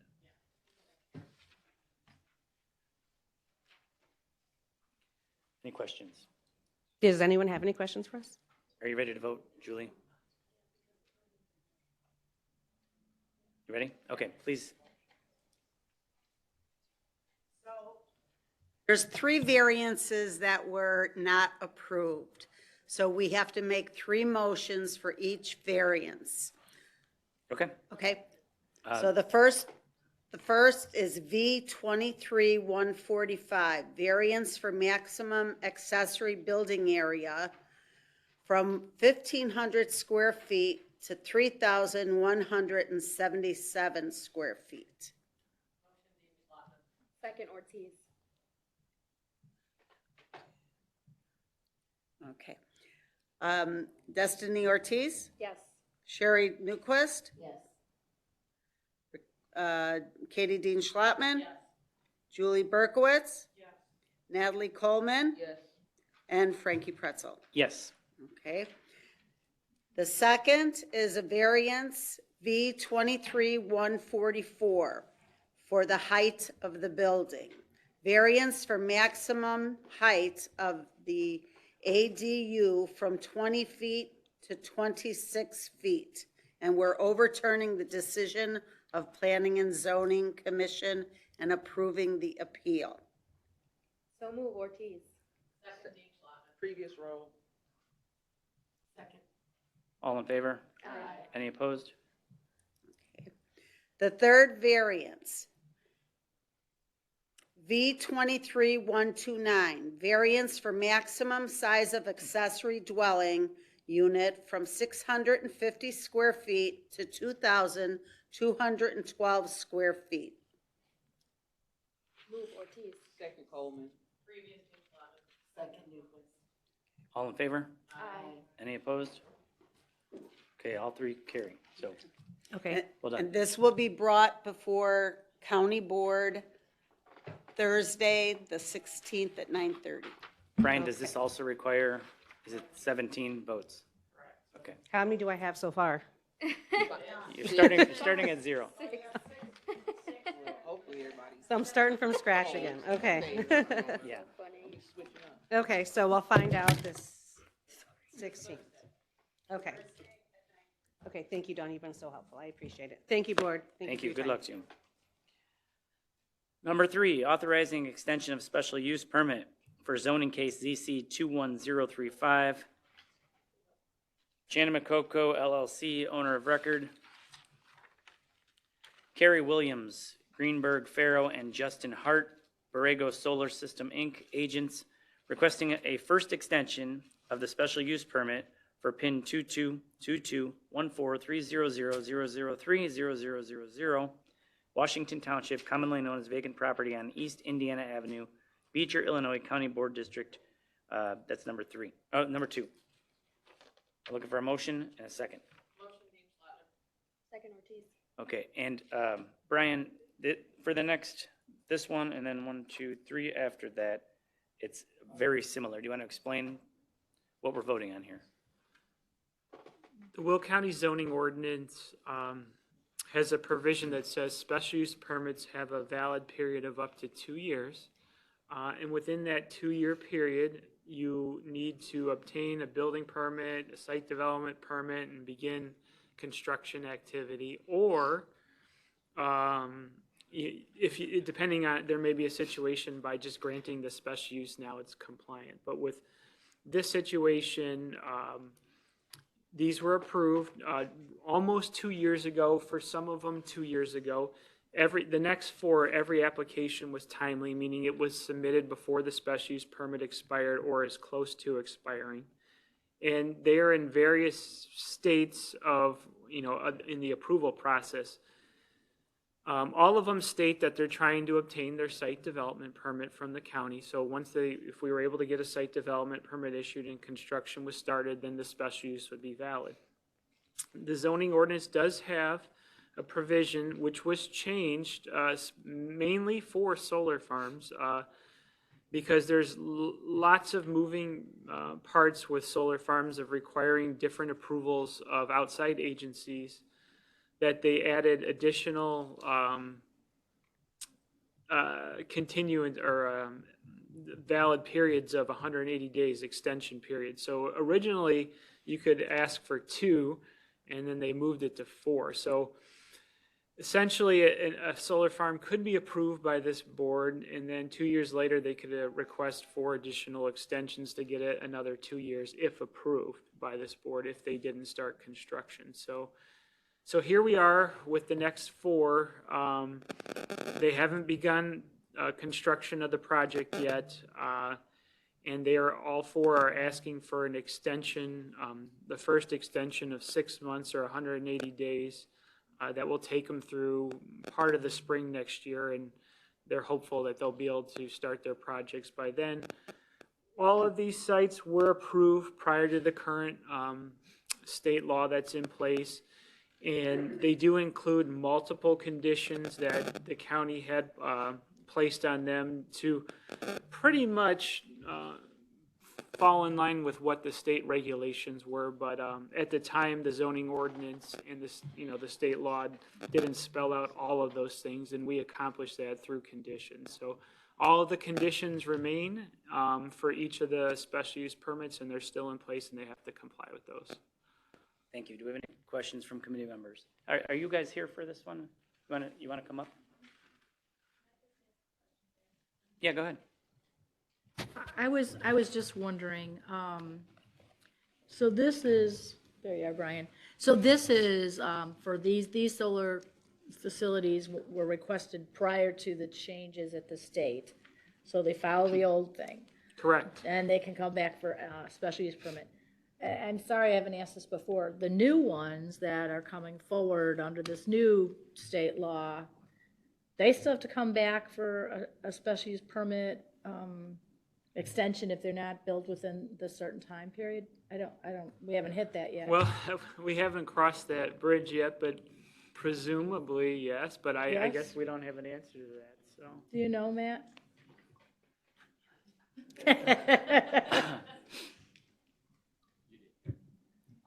That's a very good question. It's something that I had been speaking to staff about just recently.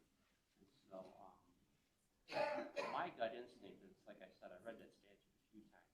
I don't see anything in there about county having to renew it once approved. So I would submit that, yes, they probably do have to come back to ask for an extension. Okay, so we can just maybe find, I just was asking that. That's all, thank you. So in this case, you guys haven't crossed the finish line. It's no fault of your own, right? You're waiting for the permit process, or? Yes, so I'll introduce myself. My name is Brandy Hillman, and I'm with Generate Capital. We're the owners of the project.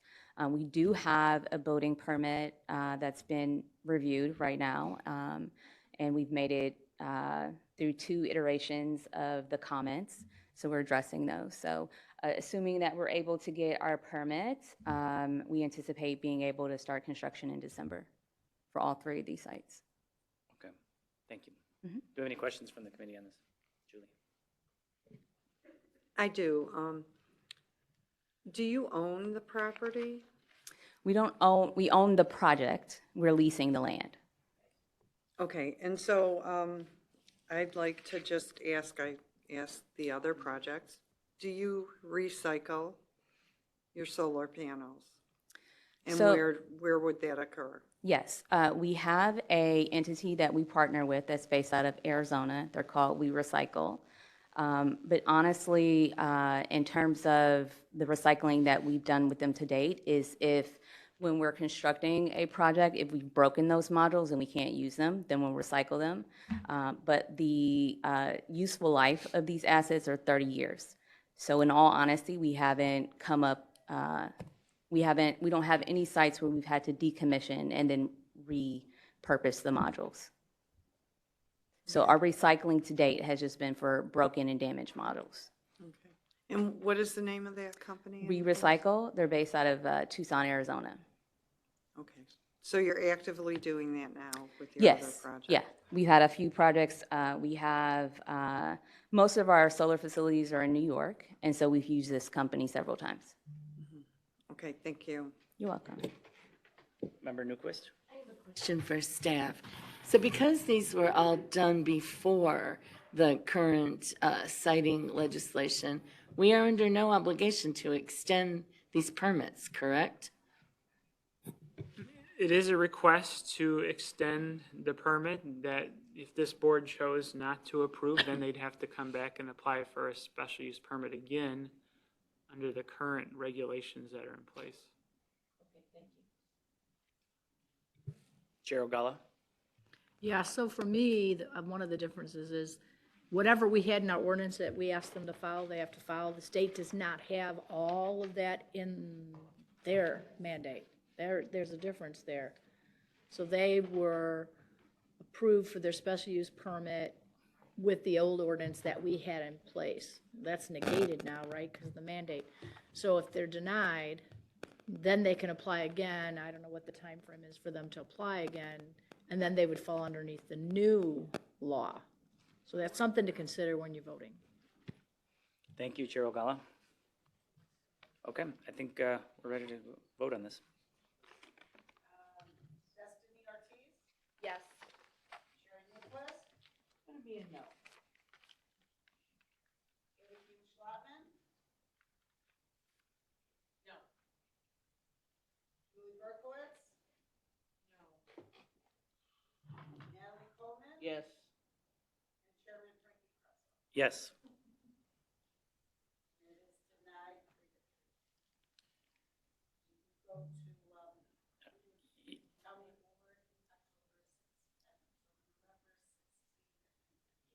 Okay, Goes thank to you. the full board on Thursday. Thank you. Okay, thank you.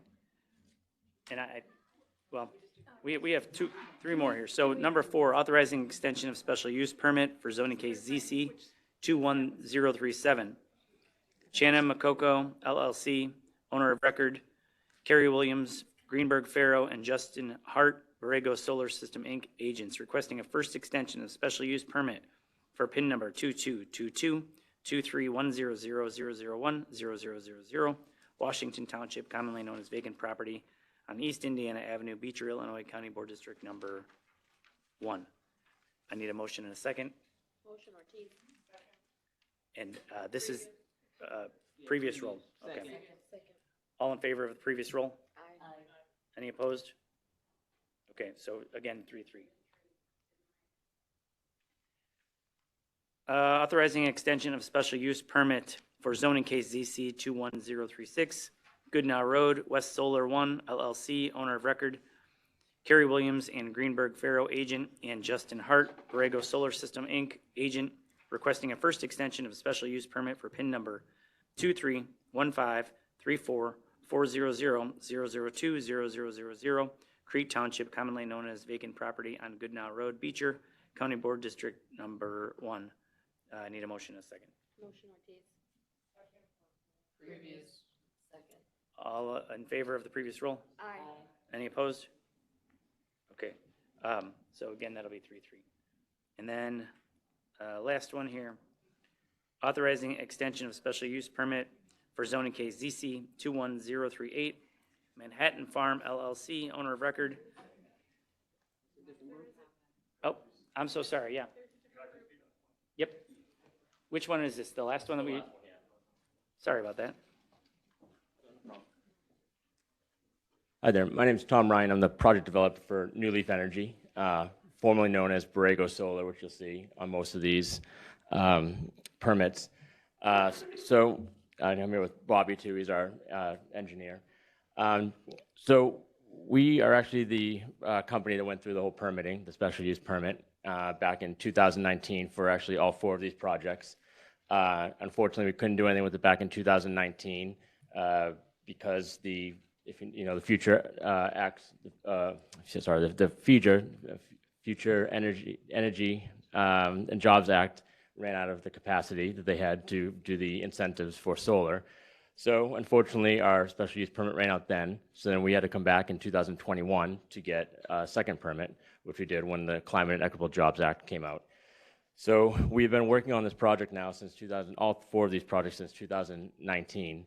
And pushing them to get the permit back in 21, and now finally we're able to put them through. So what we do is we are the development company, so we put the permitting together and the project, and then we pass it on to Generate Capital, and they are the ones that do the construction and the maintenance. So we're at the final, we're at the goal right now, which we've been waiting to do since 2019, and so we're here. They haven't run out yet. We're just trying to renew the special use permit so that everything is valid as they're going through their permitting, their building permitting. So I really would ask you just to consider that we've really been working on this for a long time, put a lot of effort, a lot of money into it, all 4 of these projects, and they're not, I know that it's been a while and you might have seen these names around for a while, but we're at the point where we are crossing the line and actually about to construct them. So I would ask that you please keep that in mind. We're not just pushing this along, not doing anything. We're at the point now where it's going to happen, and we did go through all these permitting, so people have seen these and agreed with them, and we'll do whatever we can to, follow all the regulations. So, When does your current permit expire? I know for this last one, it expires the end of November. Okay, Thank you. No Sorry, I didn't know you were No, no, that's, thank you. Appreciate it. here. Does that change anything for anybody? Okay. I just wanted to mention, I looked at the map with this, and it's amazing the number of solar facilities right along Goodnoe and in that intersection of Dutton and Goodnoe. So this is either the third or the fifth. It's just shocking when you look. Do we have any idea how many acres of farmland that is between those 5 projects? I guess I just want to ask staff, we need to have a conversation, because if we're going to, if we have the ability to, have a voice to save our agriculture, I would like to find out how we can implement that, because I know if I live, those folks that live on Dutton and Goodnoe there, I understand their frustrations, and this is their livelihood and their community and their environment. So I just want to mention, if my county counterparts haven't looked at that map and the extent of solar panels that are going to be in that area, it's shocking. So, but thank you for coming forward today. We appreciate it. May I say something? Please. I'd just like to say that I know that all this is happening now. You're getting a big wave of solar, but what's happening is happening now because it's very hard to get interconnection. That's the hard thing to do, is to get onto the substations. So since we've been doing this since 2019, we have a very high space in the queue, as they call it, with ComEd. So we've had this interconnection application. We have an interconnection agreement with ComEd that we've had since 2019, and that's really hard to get. So once this happens, once these substations hit capacity, which is, I don't look around this area much anymore because there's no more capacity at the local substations. You're not going to see this keep happening. So the wave is now, or it has been for a bit, but it's not going to keep happening. And we've had this since 2019. So it was we are probably, I think, first and second in the queue on some of these, and the other ones are now, I can't even tell you what number down, and they're probably not going to happen. So that's where the end point will come, when you can't get onto the substation anymore, and you're going to start seeing that soon. The wave will slow down, just to make you feel a little better about all the solar you're seeing. It's been quite a bit. I understand. All right, thank you. Okay, we good to move forward here? So we're on number 6 on our agenda. Okay. Authorizing extension of special use permit for zoning case ZC 21038, Manhattan Farm LLC, owner of record, Kerry Williams, Greenberg, Farrow, and Justin Hart, Borrego Solar System, Inc., agents, requesting a first extension of the special use permit for PIN number 141232300009000, Manhattan Township, commonly known as 27555 South Gauger Road, Manhattan, Illinois County Board District number 2. I need a motion and a second on this one, and then we're going to have to take a roll call. Second. Motion second, and then any questions, or are you guys ready to vote? Okay, go ahead and call the roll. Yes. Sherry Newquist? No. Katie Schlotman? No. June Bergowitz? No. Natalie Coleman? She had to leave. And Frankie Pretzel? Yes. Okay. Next, building ordinance requirements for pre-manufactured accessory storage space. Brian, are you taking this one? Owen's been waiting for his opportunity to speak, so He's hopefully. been waiting for a while. Here he is. Hi, everybody. Can you hear me? Hey, Owen. Hi. So, last month, you tasked me with, changing the, exception for concrete and concrete support and weather resistant barrier to, 250 square feet. So I have a draft ordinance, where I did that, and there were 3 sections in the, in the ordinance that I changed, the water resistance section. Added exception number 4, detached accessory structures 250 square feet or less. And then the 2 sections with, that mentioned, one section was a slab, a concrete slab, and the other section required concrete support for structures. So that's the language there that I drafted. There was a concern about holding down the structure, so I specifically put it in the ordinance, the requirements for the earth anchors, and specified where those earth anchors would need to be, and there would be an extra one if the building was very long and skinny, so within 2 foot of ends and every 12 feet. So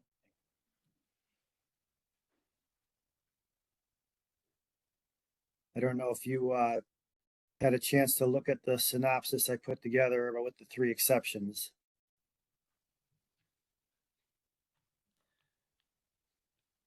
You guys have Hello? questions for me? We hear you. We're processing. Oh, sorry. Yeah.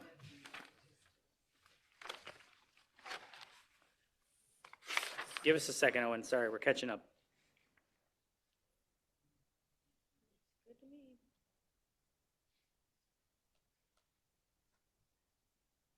Okay. Are we voting on this then?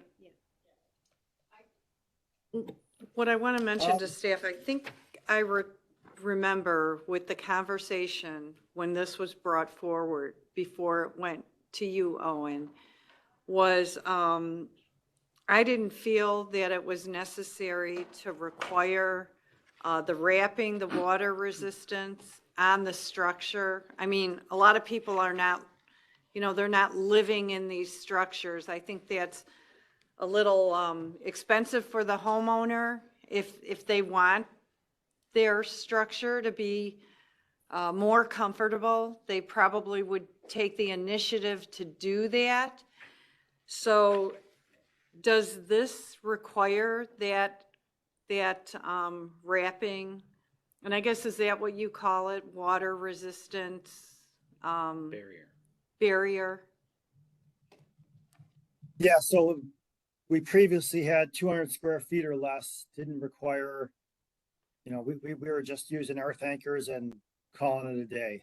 They were no water resistant barrier, which is the building wrap, no concrete, and no slab, no concrete support. So that's the 3 sections that I modified for the 250 square feet or less now. If approved, I put a draft ordinance together, and then I had a 1-page synopsis of just those three sections. It's whether you want to change it from 200 square feet or less to 250 square feet or less. Well, I just didn't want to require the weather resistant wrap. I didn't want to make that mandatory because some people, I mean, they don't need it or they don't want it. Crossed out on mine, unless I'm reading that wrong. I think Yeah, it took so it out. the 250 square feet or less would not require the building wrap. Okay, perfect. So, yeah. And it wouldn't require concrete or concrete support. Concrete slab or concrete support. Those are the 3 sections. He removed the language altogether for the resistive barrier and changed it to, for concrete, anything under 250 square feet. I think we like it, Owen. Thank you. Can I get a motion to accept this? Motion to accept, Ortiz. Second, Berkowitz. Destiny Ortiz? Yes. Sherry Newcrest? Yes. Julie Berkowitz? Yes. Natalie Coleman? Frankie Pretzel? Yes. Do we need to wait for Katie to come back, or are we still? She is coming back. Okay. Then motion passes. Thank you, Owen. All right, thank you. Thank you, Owen. Okay, thanks. All right, last but not least, amending section 155-0 155-7.30 use table and 155-8.10 general of the Will County zoning ordinance, similar and compatible special use permits.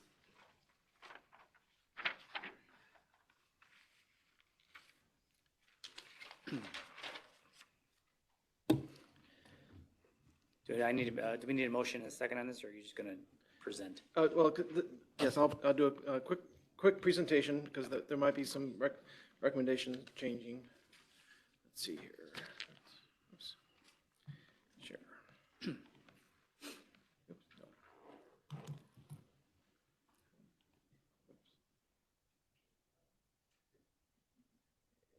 There.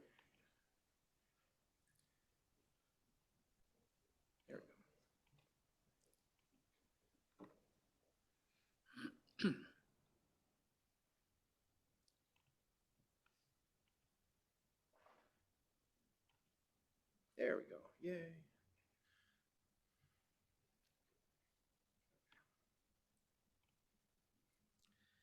All right, so we're looking at changing the text in the use table to include similar or compatible as special uses. And we've gone through this before. Prior to 2012, it was similar and compatible. When we came up with the use table concept, it was removed, and now you are considering reinstating this, but as similar or compatible to a special use. So the use chart would look like this. All the districts would have a special use requirement for anything that is similar or compatible to any of the permitted uses within the use chart. So for example, these are all the permitted uses in the A1 district, all the different ag uses, crops, orchards, livestock, that sort of thing, horticulture, so on and so forth, and then also the non-ag uses such as indoor-outdoor fields, community center, forest reserve, swimming pool, and the like. So the standards for this would remain the same within the text of the current ordinance that have to make sure that the activities are similar or compatible with. Oops, I'm trying to move my with the use. The types of equipment and processes are similar or compatible. The existence or number and frequency of residents, customers, or employees should be similar or compatible. Same with parking demands and anything else relevant to the property.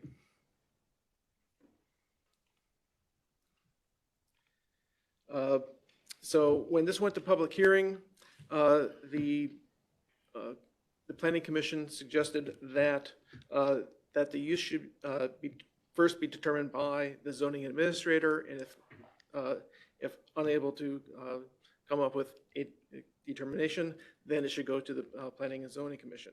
The original text was in a flow like this, where the desired similar or compatible use would be applied for by the applicant directly, and then through the staff analysis, through the public hearing process, through your review as Land Use and Development Committee, and the decision would be by the county board. And the county board would then say, based on all of that, whether or not it was similar or compatible. If it was not, then the special use permit would be denied. If it was yes, then the special use application would be approved. Now, based on the comments from the Planning and Zoning Commission, oops, oh yeah, we'd have to add additional text to make it clear within the administration portion of the zoning ordinance. So the Planning and Zoning Commission suggested having the zoning administrator consult with, or have the applicant consult with the zoning administrator. The zoning administrator says, hey, is this similar or compatible? Yes, then they can apply for the special use permit and then go through the same normal process. If the zoning administrator decided it was not similar or compatible, then the applicant could appeal to the PZC, and then they would make a determination. And if the answer was no, much like you've heard today, appeals from the Planning and Zoning Commission would come to you and then finally to the county board. And the county board would say, is it similar or compatible? If yes, then the applicant can submit the special use permit and go through the process. Or no, then if the county board says no, then a special use application cannot be filed. That's under zoning administrator rules. And then text it, make that run smoothly.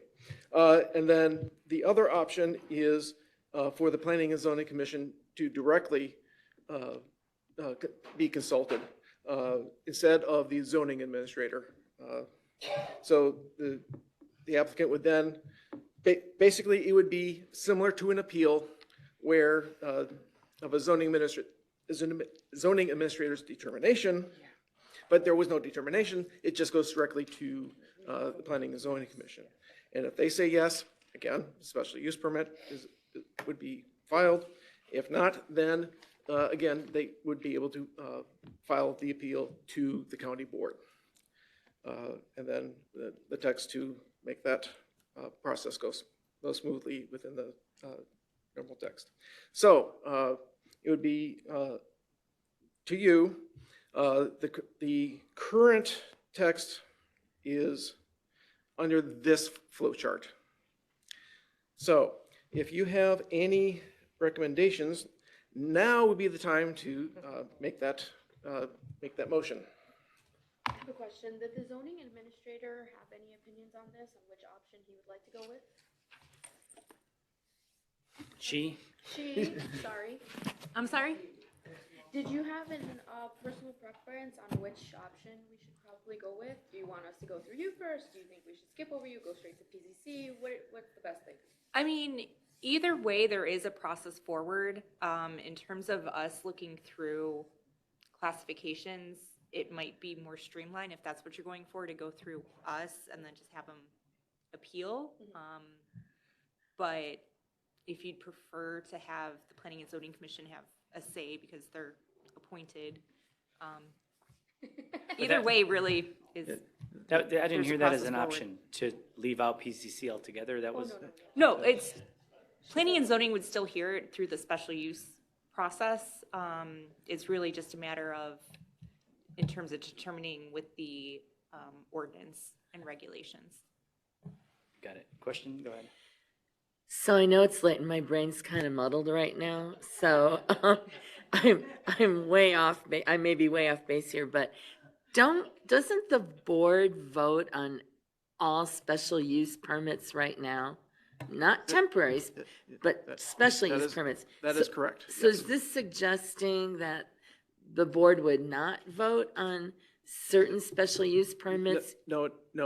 The idea is whether or not the determination that a particular use that's ethereal is similar or compatible to a permitted use already listed in the ordinance. That's the process. So the question is, should that determination be the zoning administrator?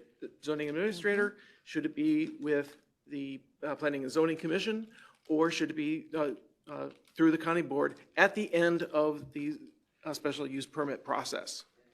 And that is what's currently, what I gave you, that's the text that I gave you. That it's the county board that makes that determination immediately, or not immediately, after the end of the process. Otherwise, through either the zoning administrator or the Planning and Zoning Commission, there's no application for the permit yet. This is just a determination within the zoning ordinance. And I know that we had talked about this so that we weren't constantly adding special uses if something was very similar, so, okay. So actually, the history of this whole thing was people kept coming to us to change their zoning. So we created this language, added this language, so that they don't have to change their zoning. They can come to us with just a special use permit, but keep their zoning. So the discussion today is, should we create some levels of like filtering before it ever comes to us? So by the time it comes to us, it's already gotten, so I think it's, I don't know the unintended consequences yet, but I personally like the direction we're going very much. I think this is great. So, but David, did you have?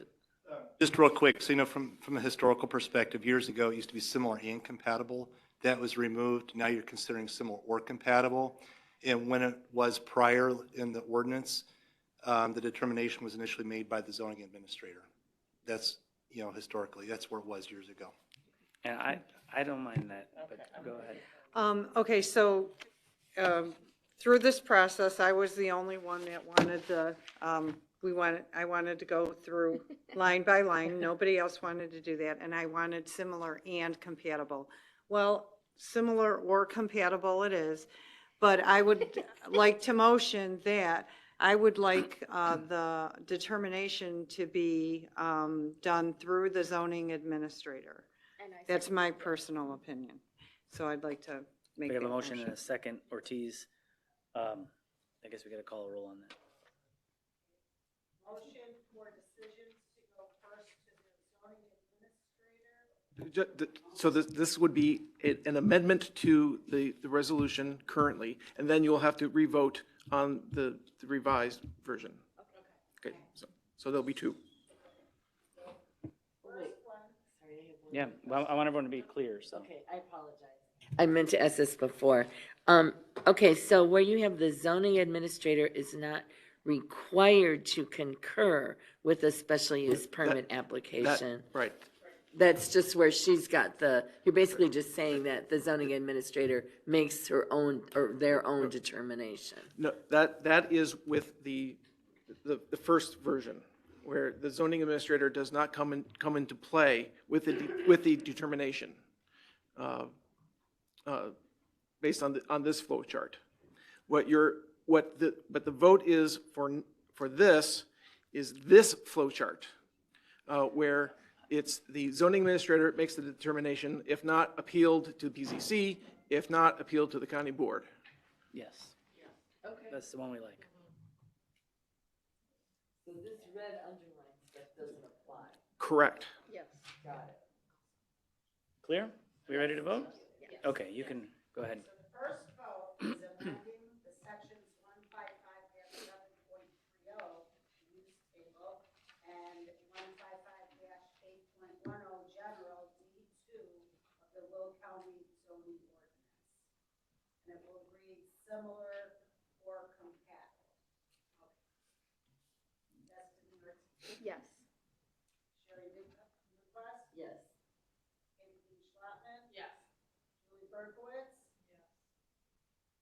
And Frankie Pretzel. Yes. The second vote is the determination by zoning administrator. Okay. Destiny Ortiz. Yes. Sherry Newquist. Yes. Katie Dean Schlotman. Yes. Julie Berkowitz. Yes. And Frankie Pretzel. Yes.